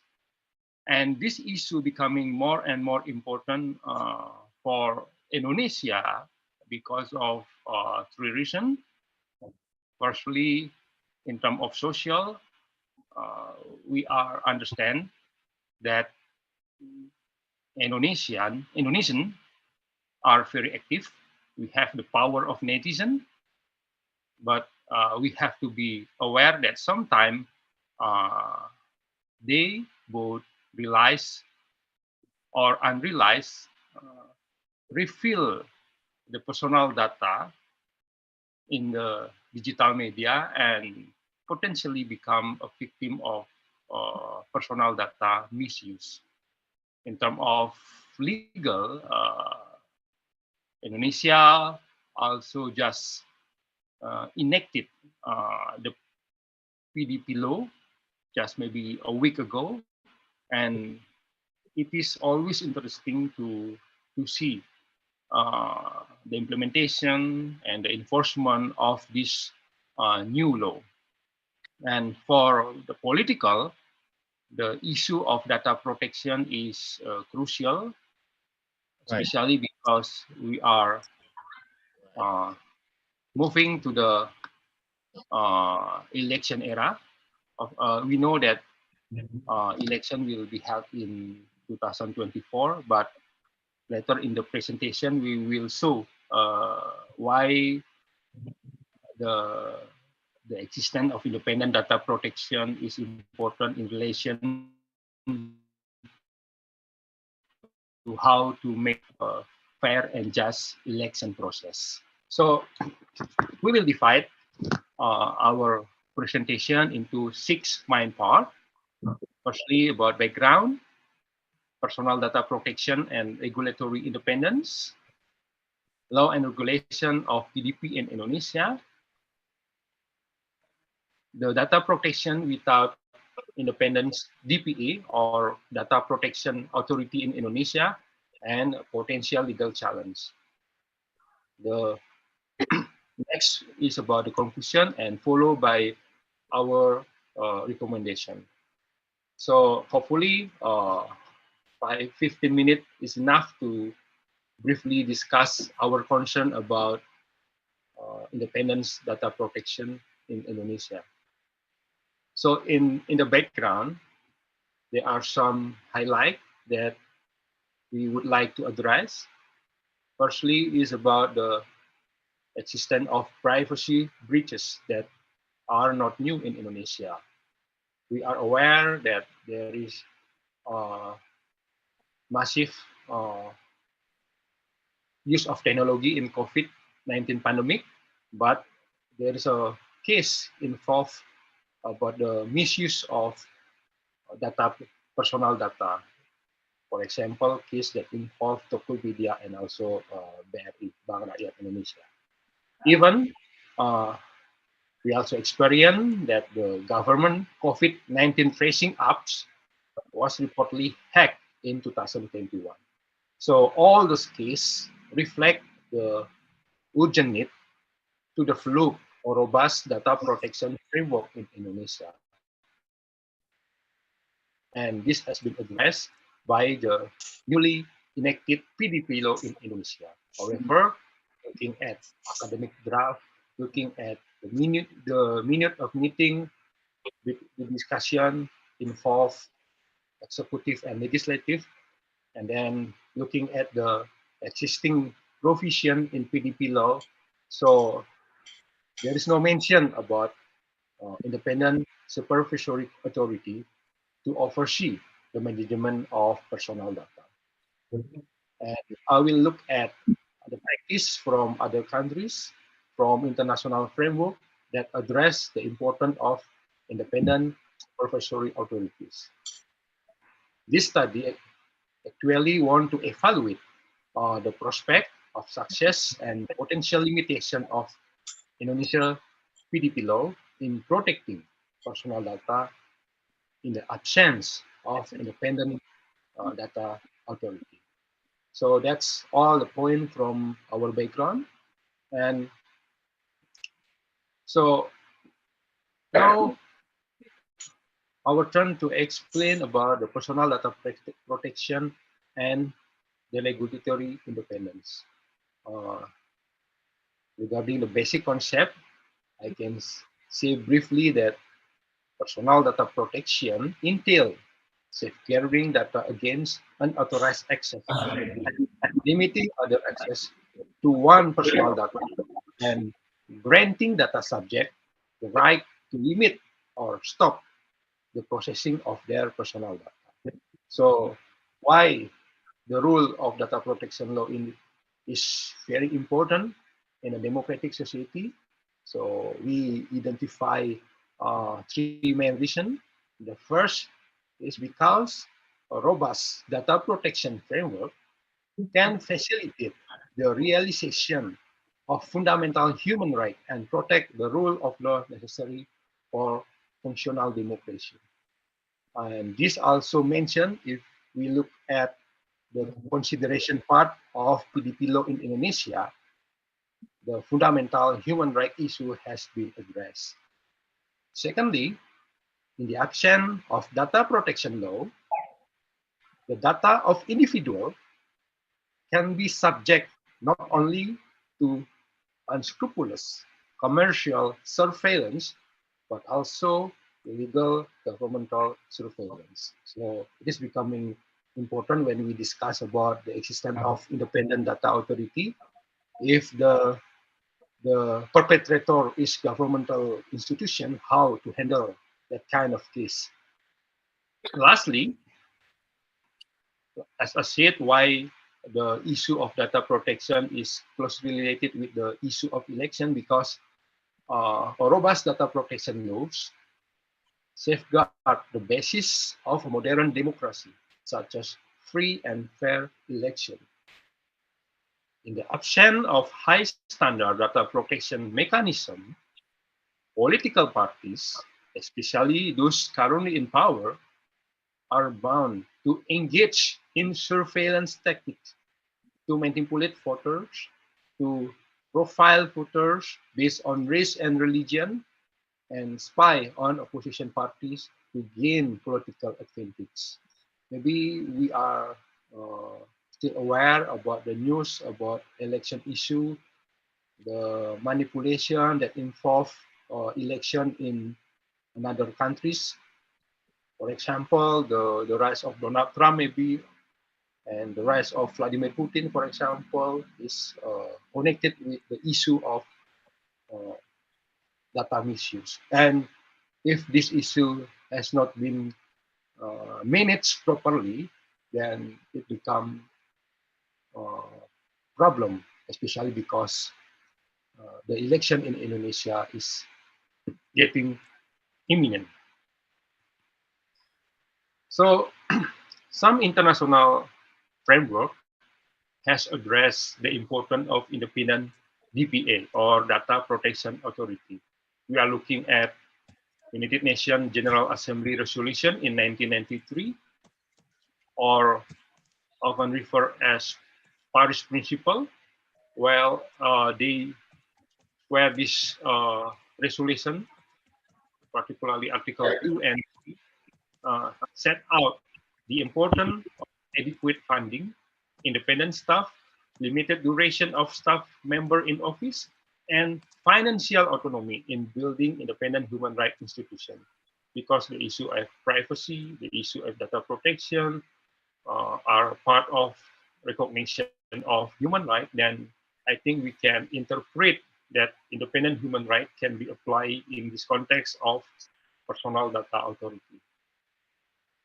Uh, in 2015, the Global Privacy Assembly also issued uh, like a benchmark or standard to analyze if some country want to create independent body in data protection issue, then to to measure how independence of that body can be analyzed from several factors.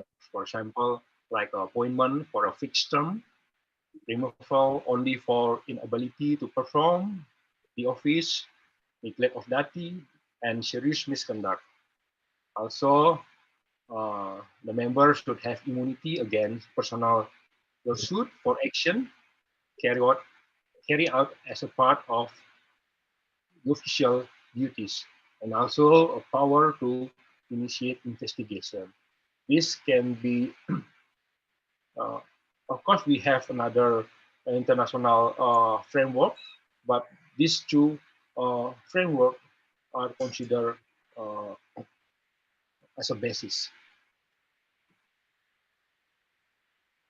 Some countries practice, especially also address the issue of independent DPA.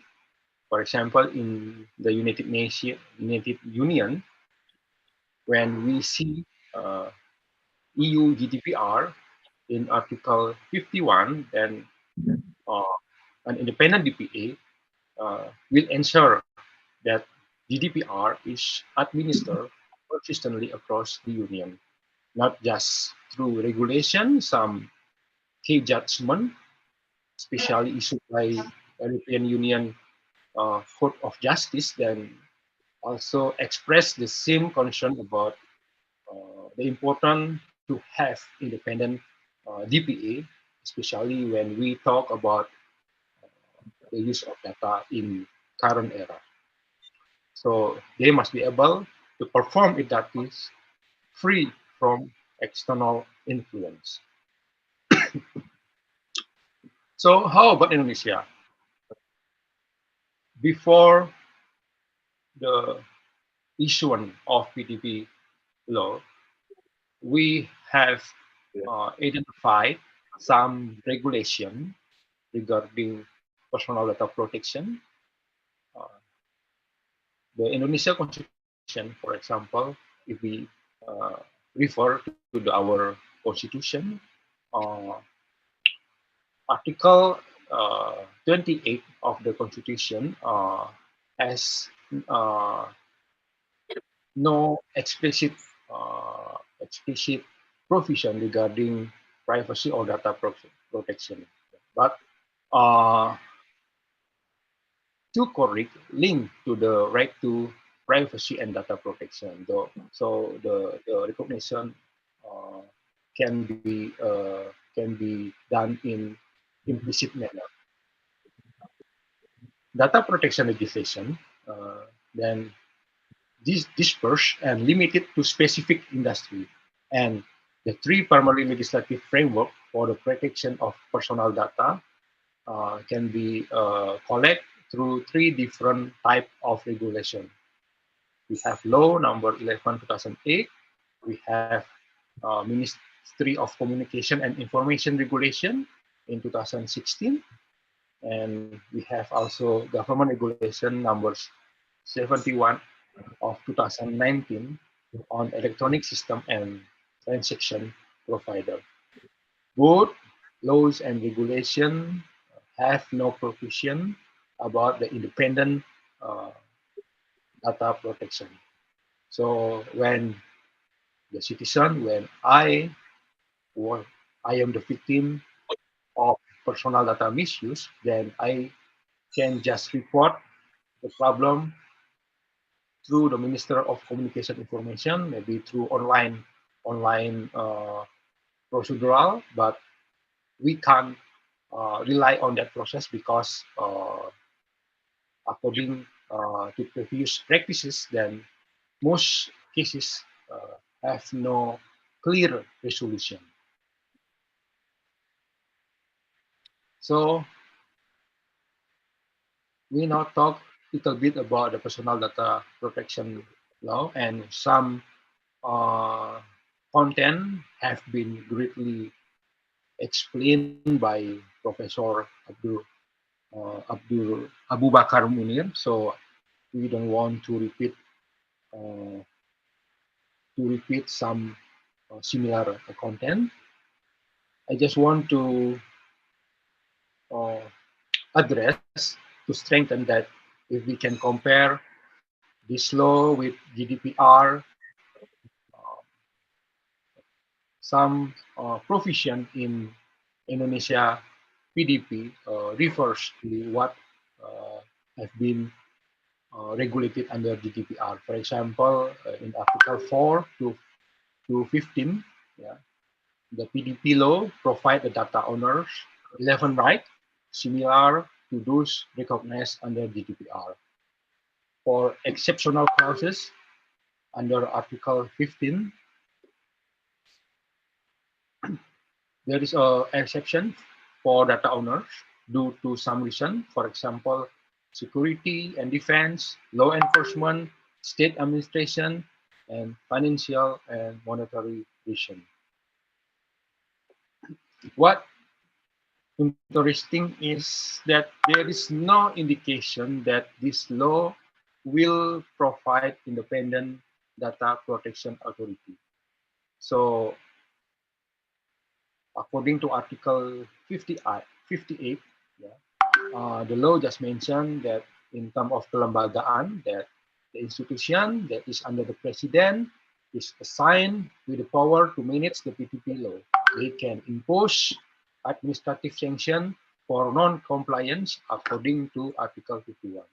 So from the past experience, as I said before, if we want to report the misuse of personal data, then past experience, this rule has been handled by ministerial enforcement power, but the Minister of Communication and Information just issued few warning, and after that there is no follow up after warning have been issued. So the more interesting is about if there is no independent DPA, then there could be a clear indication of conflict of interest between the proposed institution data protection regulatory objective and its personal data management objective, including, for example, in the case of online censorship.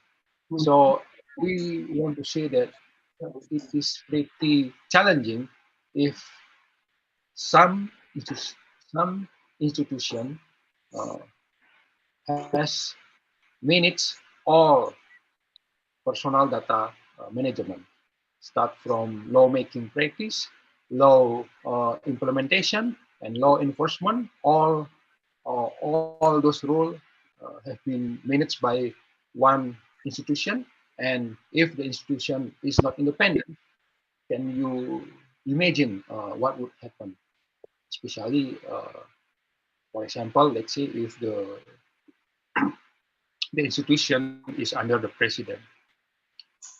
So the next is about the institution should not follow the track record of the Minister of Communication and Information, which is, yeah, some scholars consider that this ministry is highly politicized ministry and serve as political rather than technocratic function.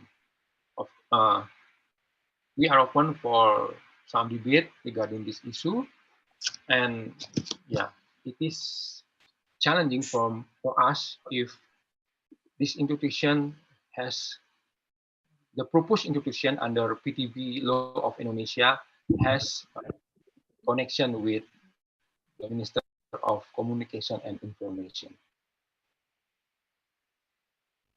So if there is no independence DPA, so what will happen? So we have identified and analyzed at least three factors that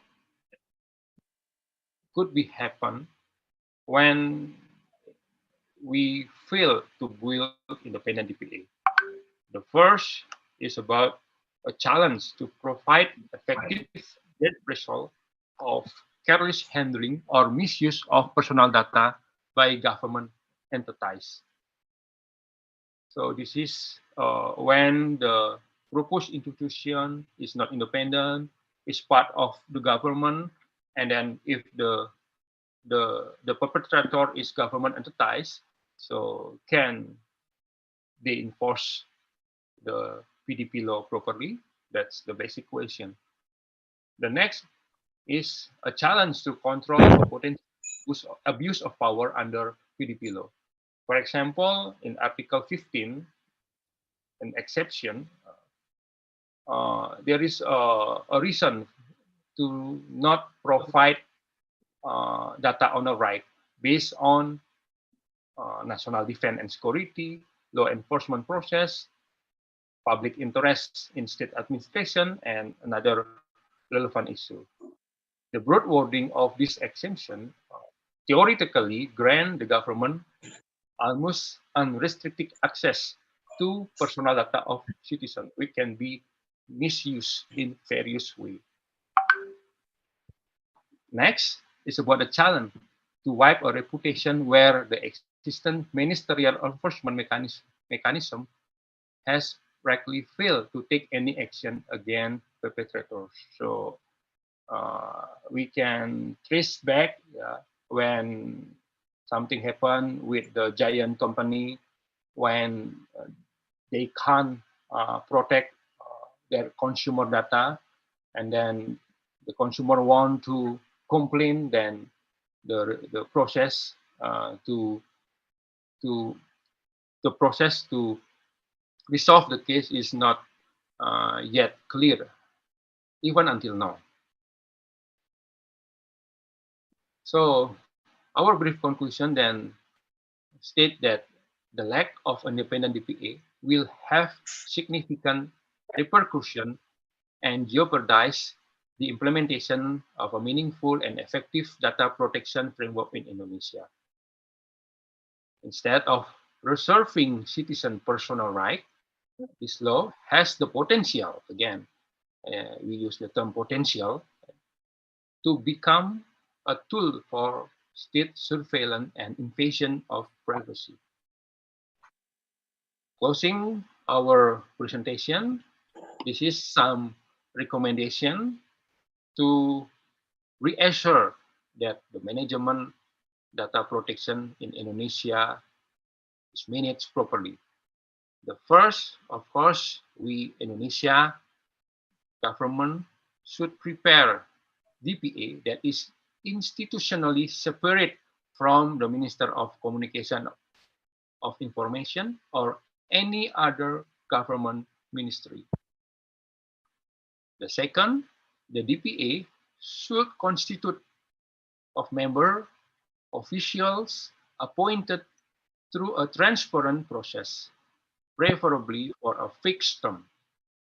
The next, the member must have the necessary certification, abilities, and competencies, especially in the field of data protection, and must not be able to take any additional conflicting appointment. The next, the member of DPA should have complete autonomy to exercise various power to investigate, intervene, recommend change, hear claims, and engage in other legal proceedings.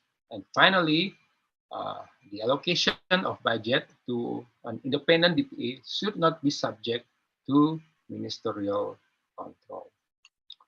I think that's all my presentation, and we open for any debate, any feedback in Q&A session. Thank you so much. Om Santi Santi Santi. Wassalamualaikum warahmatullahi wabarakatuh. Salam sejahtera. Terima kasih. Thank you so much, Pak Parikesit, and also Professor Ibrahim, who mentioned about the personal data protection law and regulation, and particularly data protection in Indonesia, and some countries' practices, and also some recommendations. Thanks a lot. And we still have the last but not least speakers here, Professor Huala Adolf, SH, LLM, PhD. Who doesn't know him? His bachelor degree, of course, from Faculty of Law, Universitas Pajajaran, and his master degree from Faculty of Law, University of Sheffield, England, and a doctorate degree from National University of Singapore. He is nowadays as a head of postgraduate program in this Faculty of Law, Universitas Padjadjaran, and also he is the head of committee of this international conference. Okay, please, Professor Huala Ado, time is yours. Yeah, thank you very much, Madam Moderator. Good afternoon, everybody. Assalamualaikum warahmatullahi wabarakatuh. Salam sejahtera, Om Swastiastu, salam budaya. Ladies and gentlemen, the topic that I choose for this afternoon presentation is the case on electronic arbitration in Indonesia. I will do my presentation as quickly as possible to enable us to discuss to talk in the question and answer session after this. Next slide, please. My presentation consists of 5 parts: development of arbitration legislation in Indonesia, the use of electronic arbitrations before pandemic, during pandemic, and also after the pandemic, and the challenge on the post-pandemic era on the use of electronic arbitrations. The main issue, theme, or a problem that I raised is the legality on the use of electronic means in arbitration process. Next slide, please. The development of arbitration legislations, arbitration is a long history in Indonesia before 1945. We have a lot of practice on the alternative dispute resolutions, but we did not call it arbitration.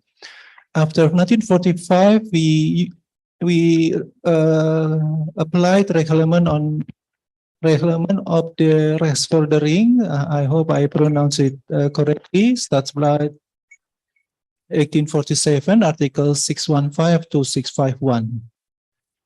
And very important legislation in Indonesia is the Kepres number 34 of 1981 on the ratification of the new convention of 1958. Why this president decision is important? Because the Kepres or the present decisions open the door for the modern legislation on arbitration in Indonesia.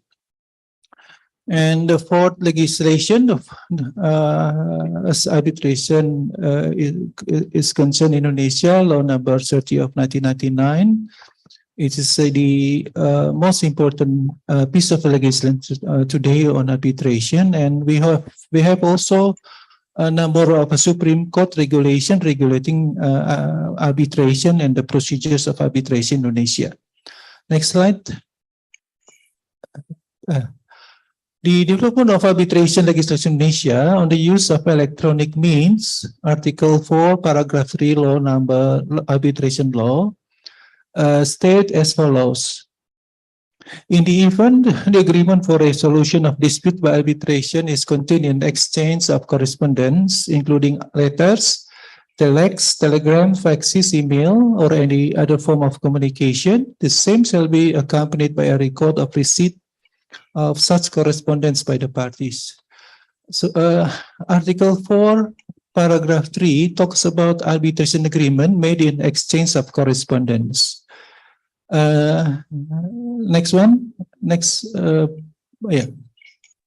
Related litigation relevant to the practice arbitration in Asia, Law number 11, 2008 on information electronic transaction.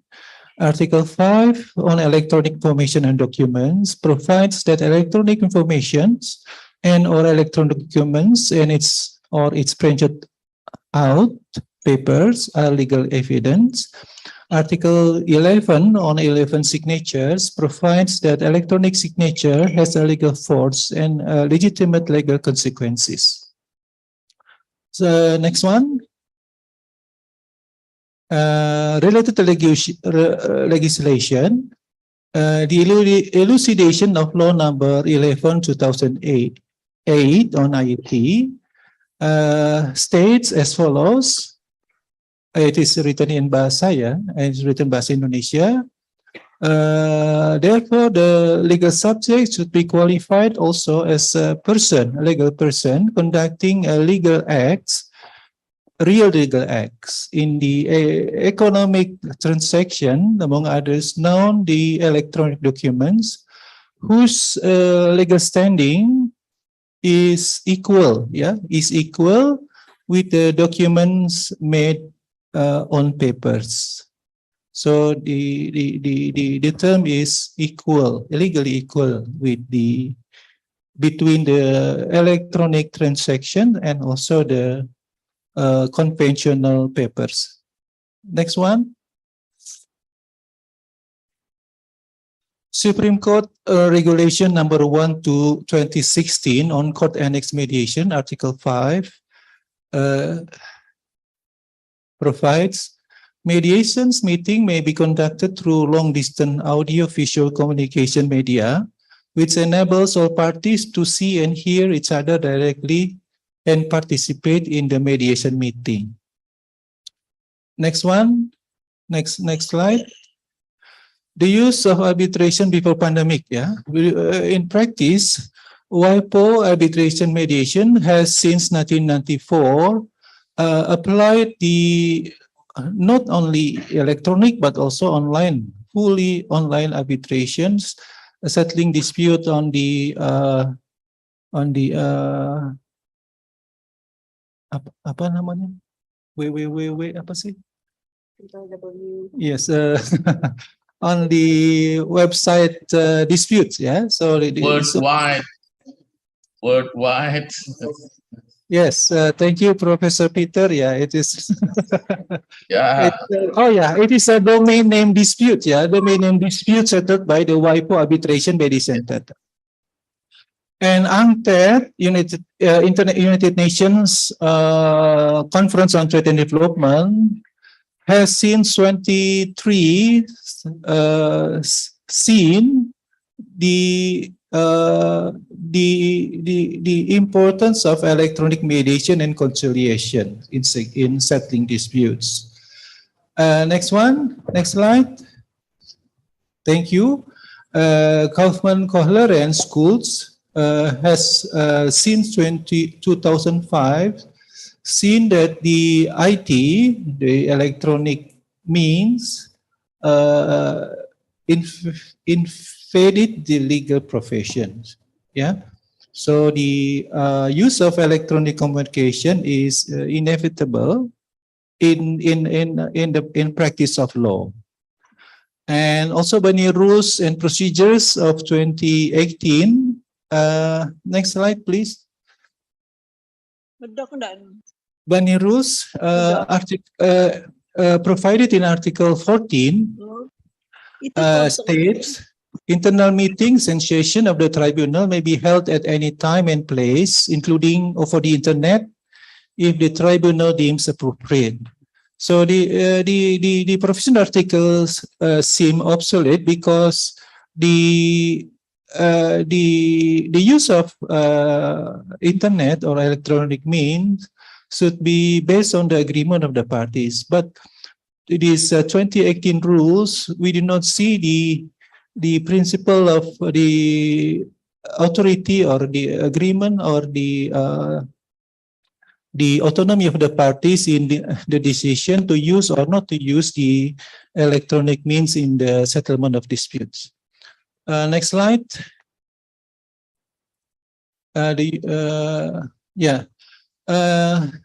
During the pandemic, the chairman of BANI issued an important decision anticipating the emergence of pandemics and also the case of the emergency situation affecting the process of arbitration. So there are two kind of conditions of the decision of 2215, concerning the appearance of pandemic and the emergency situations.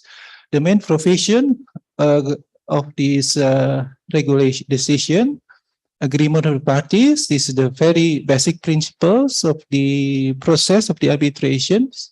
So this is the recognition of the principle of the government of the parties, the principle to hear both of the parties, or the alteram partem, the principle of confidentiality in the process of arbitration, and also the to determine the place of arbitration, using where the arbitration institutions domiciles or based. Next one, please. During the pandemic, also the institution like ICC did the same measures to cope with the rise of pandemic in the world. Yeah. Next one. Also, Singapore International Business Center did the same measures anticipating the pandemic. Next one. Yeah, the review on the use of electronic arbitrations during the pandemic. 10 of all the disputes solved by arbitration during May 2020 to mid 2021. And the review state or show that the flexibility of the process arbitration is indeed felt because of the use of electronic means. The electronic means help the parties in reducing costs and time for parties and arbitrators. Next slide, please. The problems on the use of arbitration, as far as the practice of arbitration is concerned, to reach the agreement between the parties is pretty difficult, yeah, because when the claimant wants to use this, frequently the respondents refused to use this electronic means. And also the cost of arbitration, of course, it is requested by the rules because it is not free to use this modern technology. So the institution impose a certain amount of cost to the parties. And also, as far as the lawyers in Indonesia are concerned, they are concerned, they are worried about the security and confidentiality of the process of electronics process. Next one. Notes on the review on the use of electronic arbitrations, on the elucidation of IAT law, electronic documents as provided in this elucidation. Electronic documents and conventional documents have an equal legal standing, so it is a same legal value. Next one, next slide. Article 4, paragraph 3 arbitration law. Mode of correspondence, letters, telexes, telegram, faxes, emails, or other form of communication. All of these modes is only a tool of communication. All of these tool has a same legal value. So the law should not discriminate each of these tools. Yeah. So the law should provide the same legal treatment to the communication made by letters, telexes, telegrams, faxes, emails, etc. Next one, next slide. Review on still review notes on review.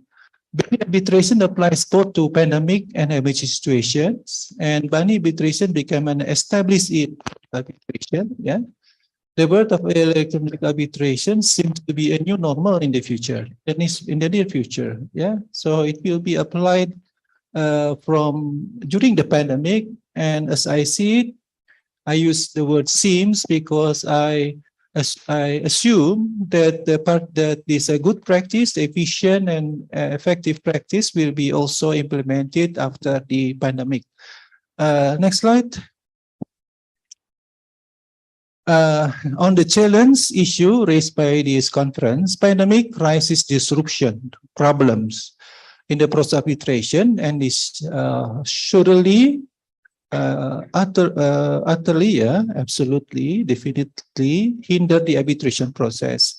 The evolution of the arbitration rules responding to the pandemic condition by applying communication technology enables the arbitration process to go on. The pandemic is truly a challenge to arbitration, but it turned out to be a bigger opportunity for arbitration to face further disruption. Next slide. Thank you very much for your kind attention. Thank you very much, Professor Wala Adolf, for your great presentation. Well, now, Professor Wala Adolf has mentioned about the differences between before and after pandemic situation in particularly in BANI procedure in arbitration. Right. We have one question here from Pak Christian, right? Okay. Pak Christian is a dean of Faculty of Law, Universitas Maranatha. Are you still joining with us, Pak Christian? If not, let me read the question. The committee, please show the question.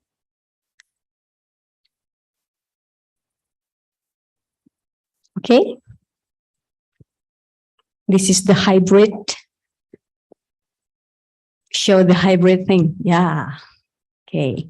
The question is for, yes, this one. For Pak Gusti Ngurah Parikesit. Okay, he said that this is a very good and fruitful presentation. I would like to ask Mr. Igusti Ngurah Parikesit about data protection for electronic health record.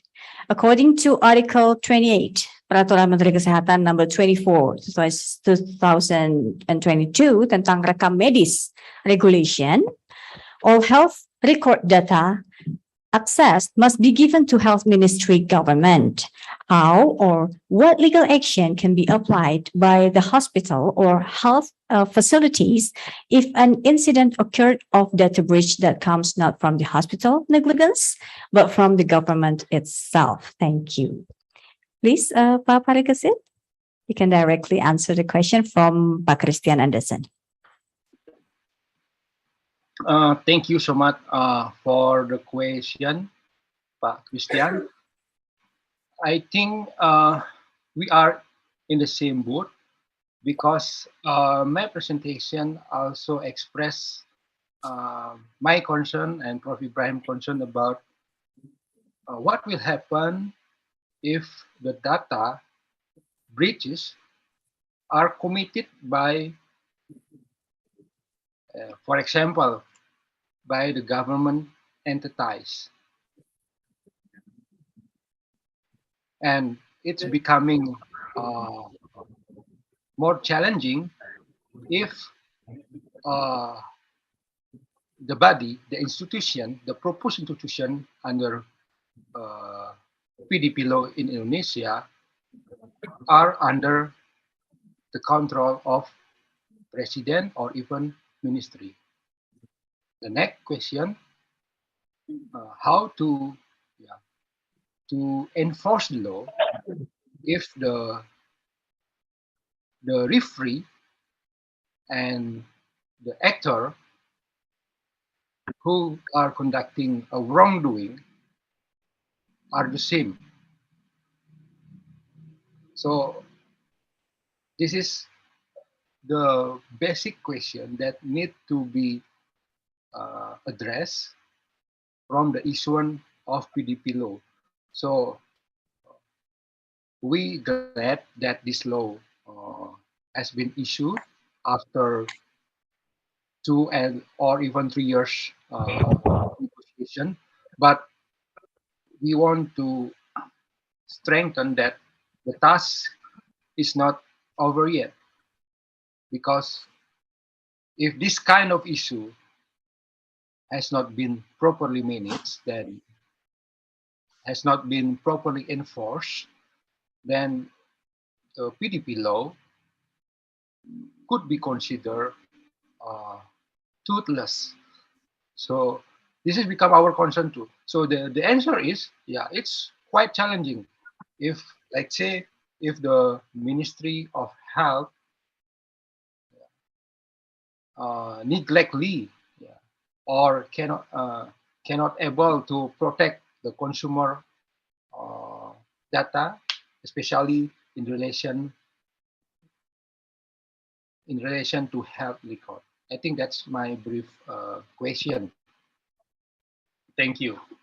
Okay, thank you, Pak Parikesit. And Professor Abu Bakar Munir, you may add something, please. Thank you very much. I would like to add some points about the issue of data breach. Yeah, I think it is very, very crucial for Indonesia to have independent supervisory authority to allow them to enforce the law without fear or favor. That is the most important thing.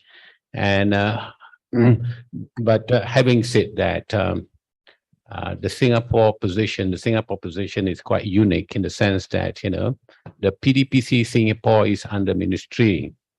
But I have to say that even though they are under the ministry, to some extent, they have managed to enforce the law in a very, very good manner. In fact, recently, the PDPC Singapore imposed a fine, the maximum fine against a government-owned company. So while, you know, it is true that independence means you are independent, but at the same time, you can prove your independence through your actions and you know, implement the law effectively.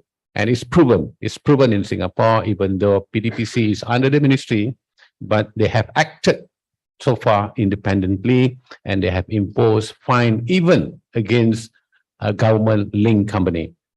And of course, you know, recently, the ICO in the UK, as we know, is very independent, and there was an issue against or involving Cabinet Office, the Cabinet Office in the UK, and because of the independence of the ICO, they managed to impose fines against Cabinet Office. So I'm not sure whether that is going to happen in Indonesia when, you know, the body is established. Thank you so much. Well, thank you, Professor Abu Bakar, for your additional examples of several countries. And before I go to the Zoom again, I would like to give an opportunity to who attend this meeting in this room. Please, okay. Mamursal. You can come here, or the camera will go to you, and you can use my microphone, please. Thanks, Belena, for the opportunity. My question is for Professor Abu Bakar Muniz. This is quite a comprehensive presentation that you has told us about the contemporary issues on the data protection. And as we know that there is a legal maxim that currently known as data is the new soil. And this has been proven that by your presentation, that there is new opportunities, not only for the law student, like what you mentioned before, it's a data protection officer. I'm a little bit curious about this opportunity. Based on your experience, does this officer is integral part in the legal division, or it should be separated for the legal division in many countries, for example, in ASEAN countries, perhaps in your own country in Malaysia. Can you tell us your experience about these opportunities? Thank you. Okay, please, Professor. I said, as I mentioned in my presentation, is a very you know, a new perhaps profession that you should consider to embark on.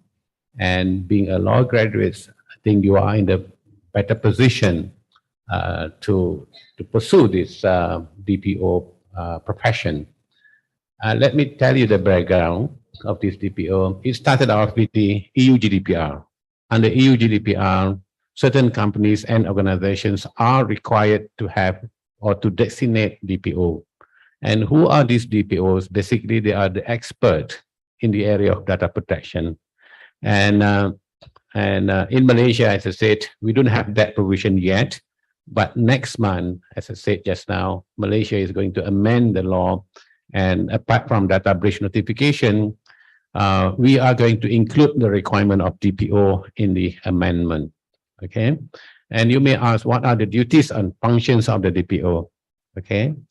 Basically, being the expert in the data protection law, you are supposed to advise the companies, organizations on compliance. You should assist companies to do the PIA, Data Protection Impact Assessment, and you should act as a contact point between your company and the regulator. In case of, for example, if there is an investigation to be conducted by the regulator against your company, you will be the first person to be contacted by the regulator, and you should facilitate the investigation. And there are so many other rules. There are so many other duties and functions, for example, to advise. And of course, in short, you are responsible in ensuring the compliance with PDPA, the compliance of your organization with PDPA. But it doesn't mean that you are going to be held personally liable, because the law says that the liability lies in the organizations. Okay, and of course, the situation is very different in Korea. Under the Korean law, DPO can be held personally liable because there is specific requirement in the Korean law saying DPO can be held liable. In other jurisdictions, there is no such provision. So the liability lies with the company or in the company. Then you have to assist the company to comply with the law on data protection. It is a good opportunity, as I said again. I want to impress upon you, it is a good profession. If you are trained in that area, you can serve not only Indonesia, Malaysia, Singapore, the Philippines, and even European countries. So it is a good, basically, profession to embark on and take up the challenge. Well, thank you, Professor Abu Bakar Munir. I will still have two questions from the Zoom chat.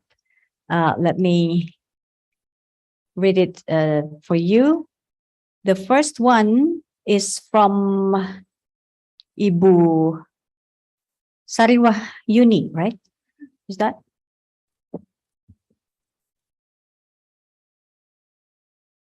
Yeah.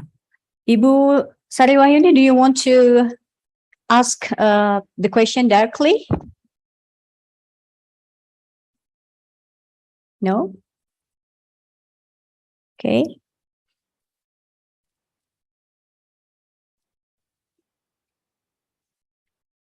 I'm just not smart with this smart board. Okay. Okay, wait, just close it first. Oh, no, cancel. Cancel. Okay. How to scroll it down?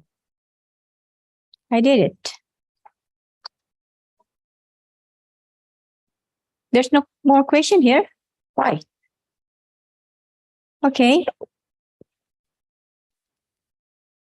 The question is disappeared. I remember. Okay. Okay. Could you please help me with this board?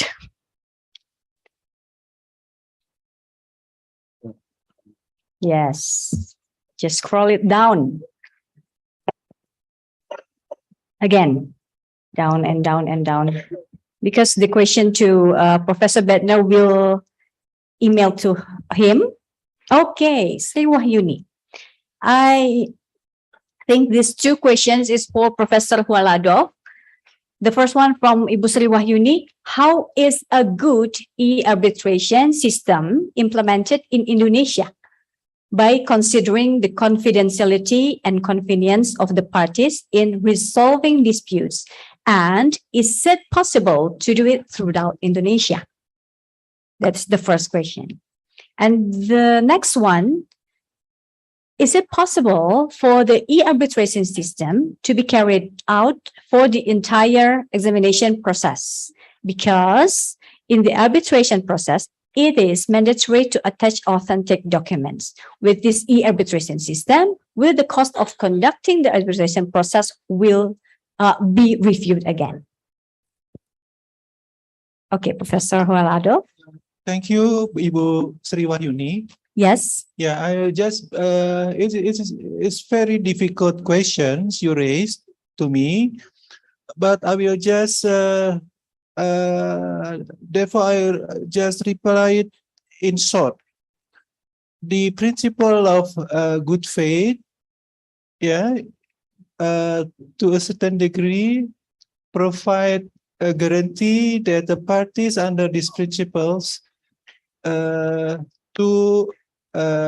in principle of good faith, ensure that the all the parties, yeah, adhere to these principles. That's all. Yeah, that's Okay. my response to your questions. Okay. And Difficult question indeed. difficult question. And the other one from Madayati Pertiwi, about is it possible for the e-arbitration system to be carried out for the entire examination process? Because the arbitration process is mandatory to attach authentic documents. Yes. As I said earlier, the use of means, modes, or other form of communication should be treated equally. Yeah. Okay. Whether you use typewriters, you use telephone, you use telex or telegraph that you do not use any longer. No. It should be treated equal. Yeah, that is the most basic principles. Yes. Thank you for Professor Hualado and for Professor Excuse Peter me, Manzuki. may I respond to the answer of Professor Walado? Yes, please. Please, Okay. Professor. Okay, this is about arbitration, and in my experience, that while in addition to law, the division of arbitration is ad bono, ex bono, ad bono, right?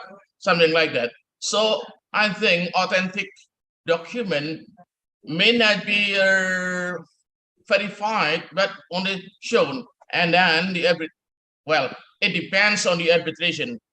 In my experience, it is ad hoc arbitration. It's okay. What about you, Professor Waladov? I think it is okay. No problem. It is my experience. Okay. Okay. Okay. No further explanation. Yeah. Okay.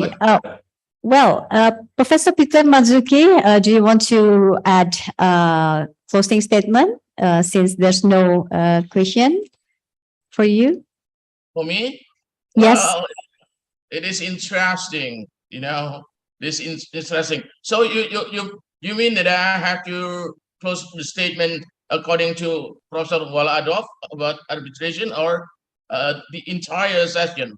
The entire session, please. All the entire session. It is interesting. One day we have to be offline, and it is more interesting, I guess. Thank you very much. Hatur nuhun, matur suksma. Okay, I believe we reached the end of this session. Thank you very much for Professor Abu Bakar Munir. Thank you, Professor Huara Adolf, and also Professor Peter Manzuki, Professor Ibrahim, together with Igustin Rahel Parikesit, PhD, and also Professor Bednar, who has already left the Zoom meeting.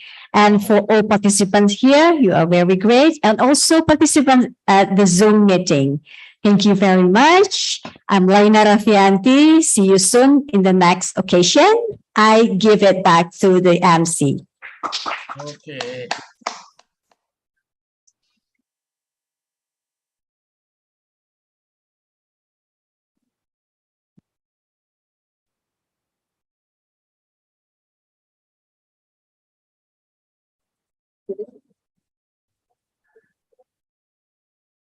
DJ beli murah, DJ ragane DJ Denpasar,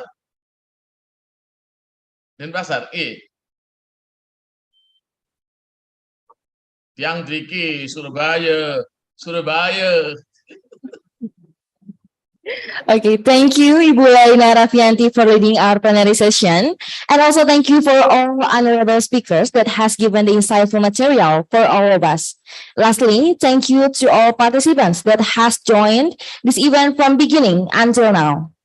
To all speakers and moderator, please stay at the stage because we will present token of appreciation for all honorable speakers and moderator will be delivered by Dean Faculty of Law Universitas Padjadjaran Bapak Dr. Idris.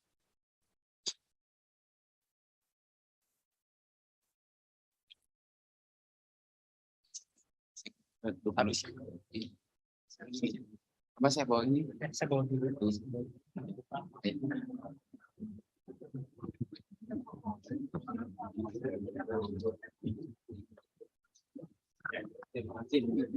Amazing.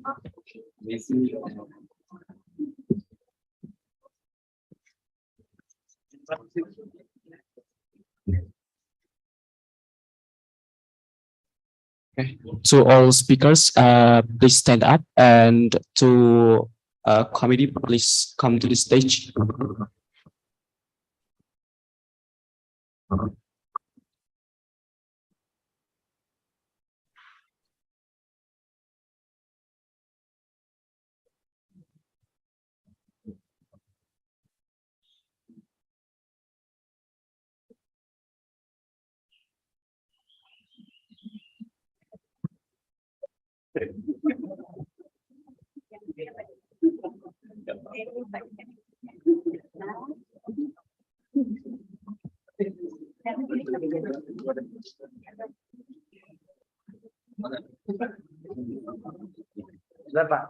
Sebentar, Pak.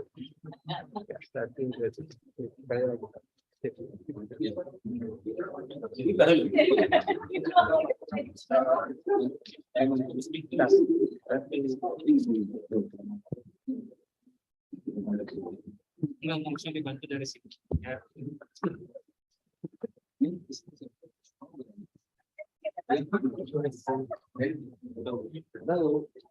And lastly, to our moderator.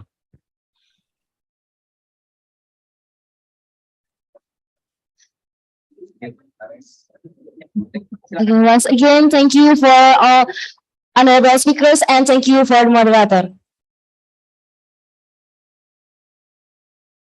Thank you, Bapak Dr. Idris, for presenting the token of appreciation. And next, I will let Bapak Dr. Idris to deliver his opening speech.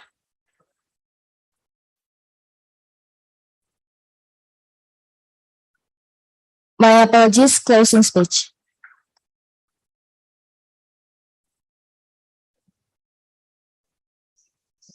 Well, amazing conference today in our beautiful place, Flamingo Muhtar Auditorium. Anyway, if we have a beginner, of course, we should end our event. Okay, Bismillahirrahmanirrahim. Assalamualaikum warahmatullahi wabarakatuh. Good afternoon, distinguished speakers, participant, steering committee and organizing committee, ladies and gentlemen, and of course my beloved and my proud student. First of all, of course, our prizes belong to Allah Subhanahu wa Taala. We worship Him, we seek His hand and his forgiveness, and we turn to him in respectance. And the God is the Lord of the wood, who has given guidance and bless us. Also, our praying and greeting are delivered to the great prophet Nabi Muhammad SAW, which has brought us from darkness into the wonderful light of Islam.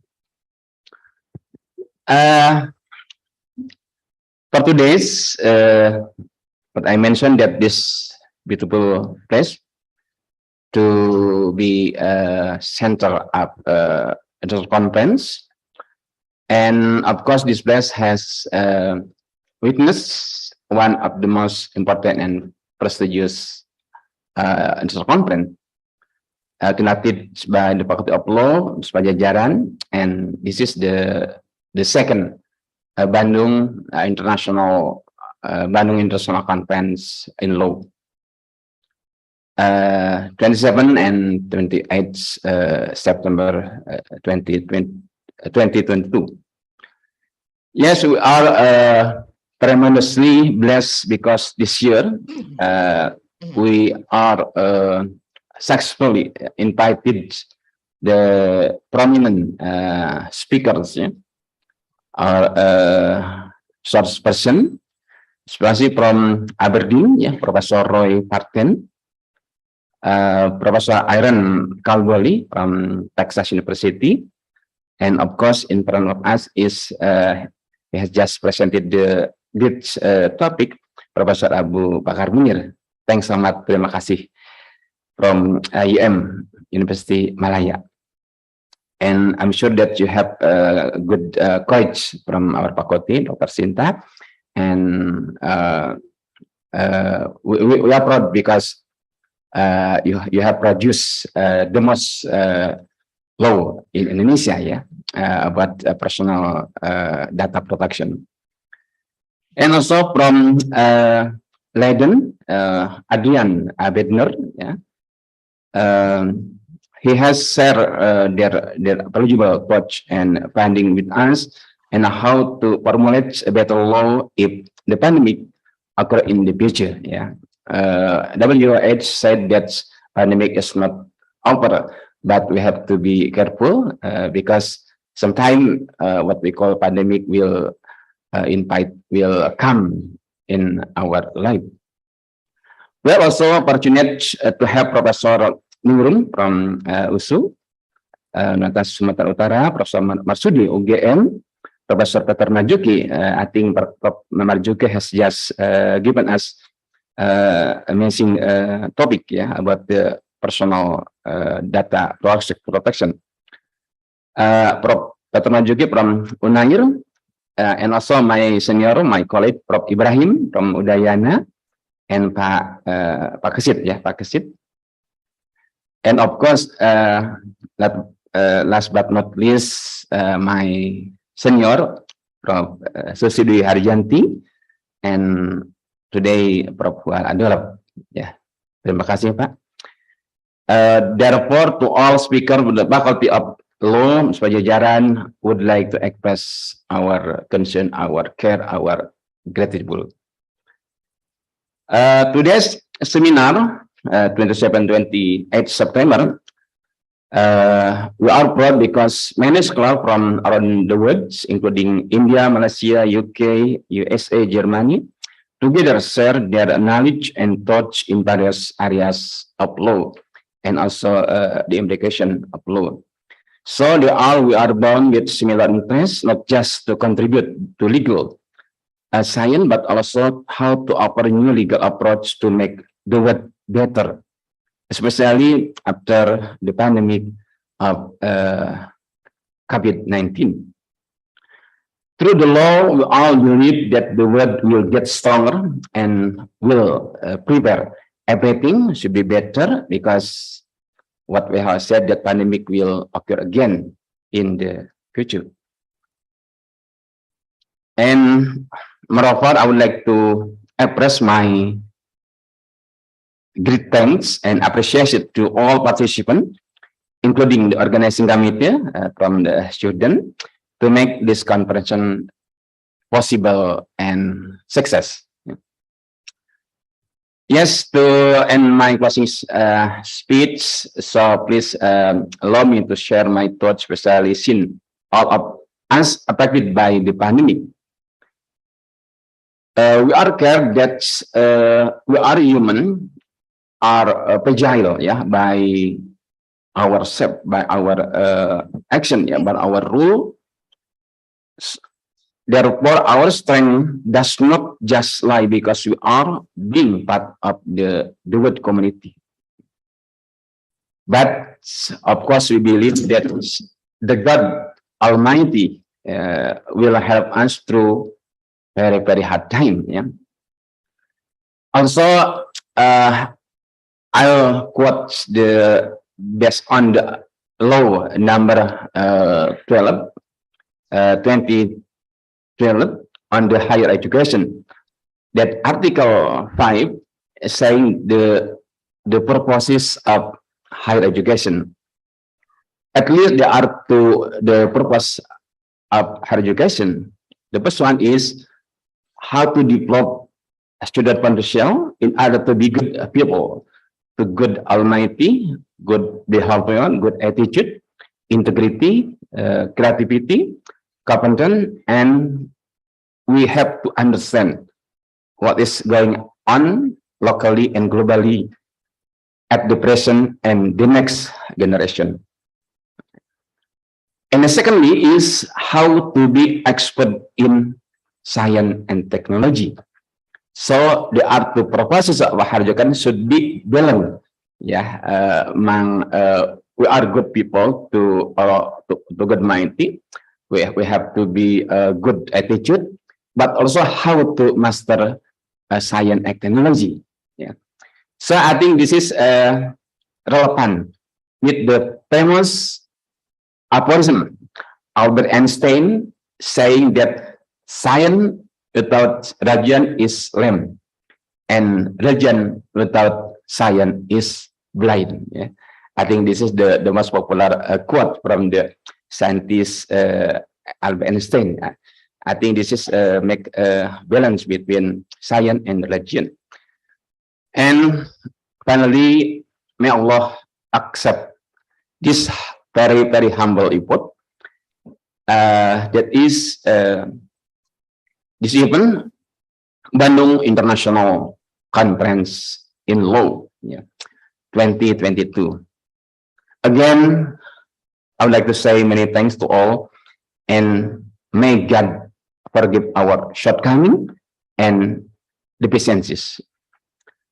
We therefore, I would like to say that this conference is officially closed. Thank you, and see you at the next conference. Keep healthy, keep spirits, God willing, inshallah, to our Indonesia at the future. Thank you so much. Wassalamualaikum warahmatullahi wabarakatuh. Terima kasih. Hatur nuhun.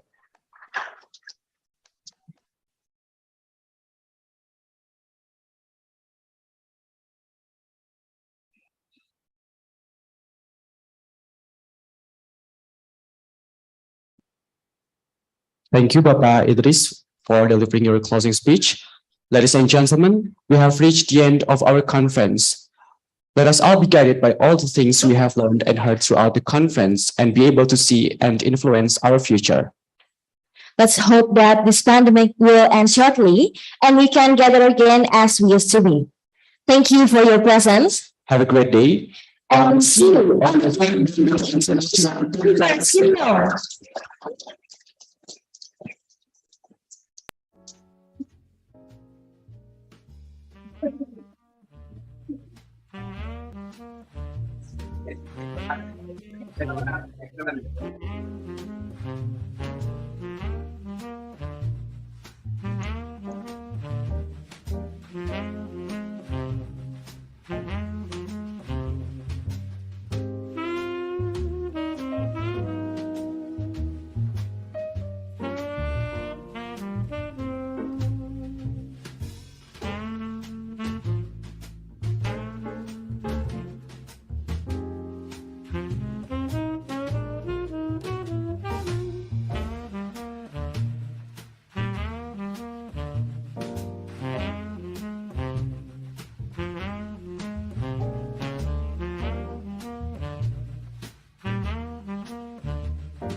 Recording stopped.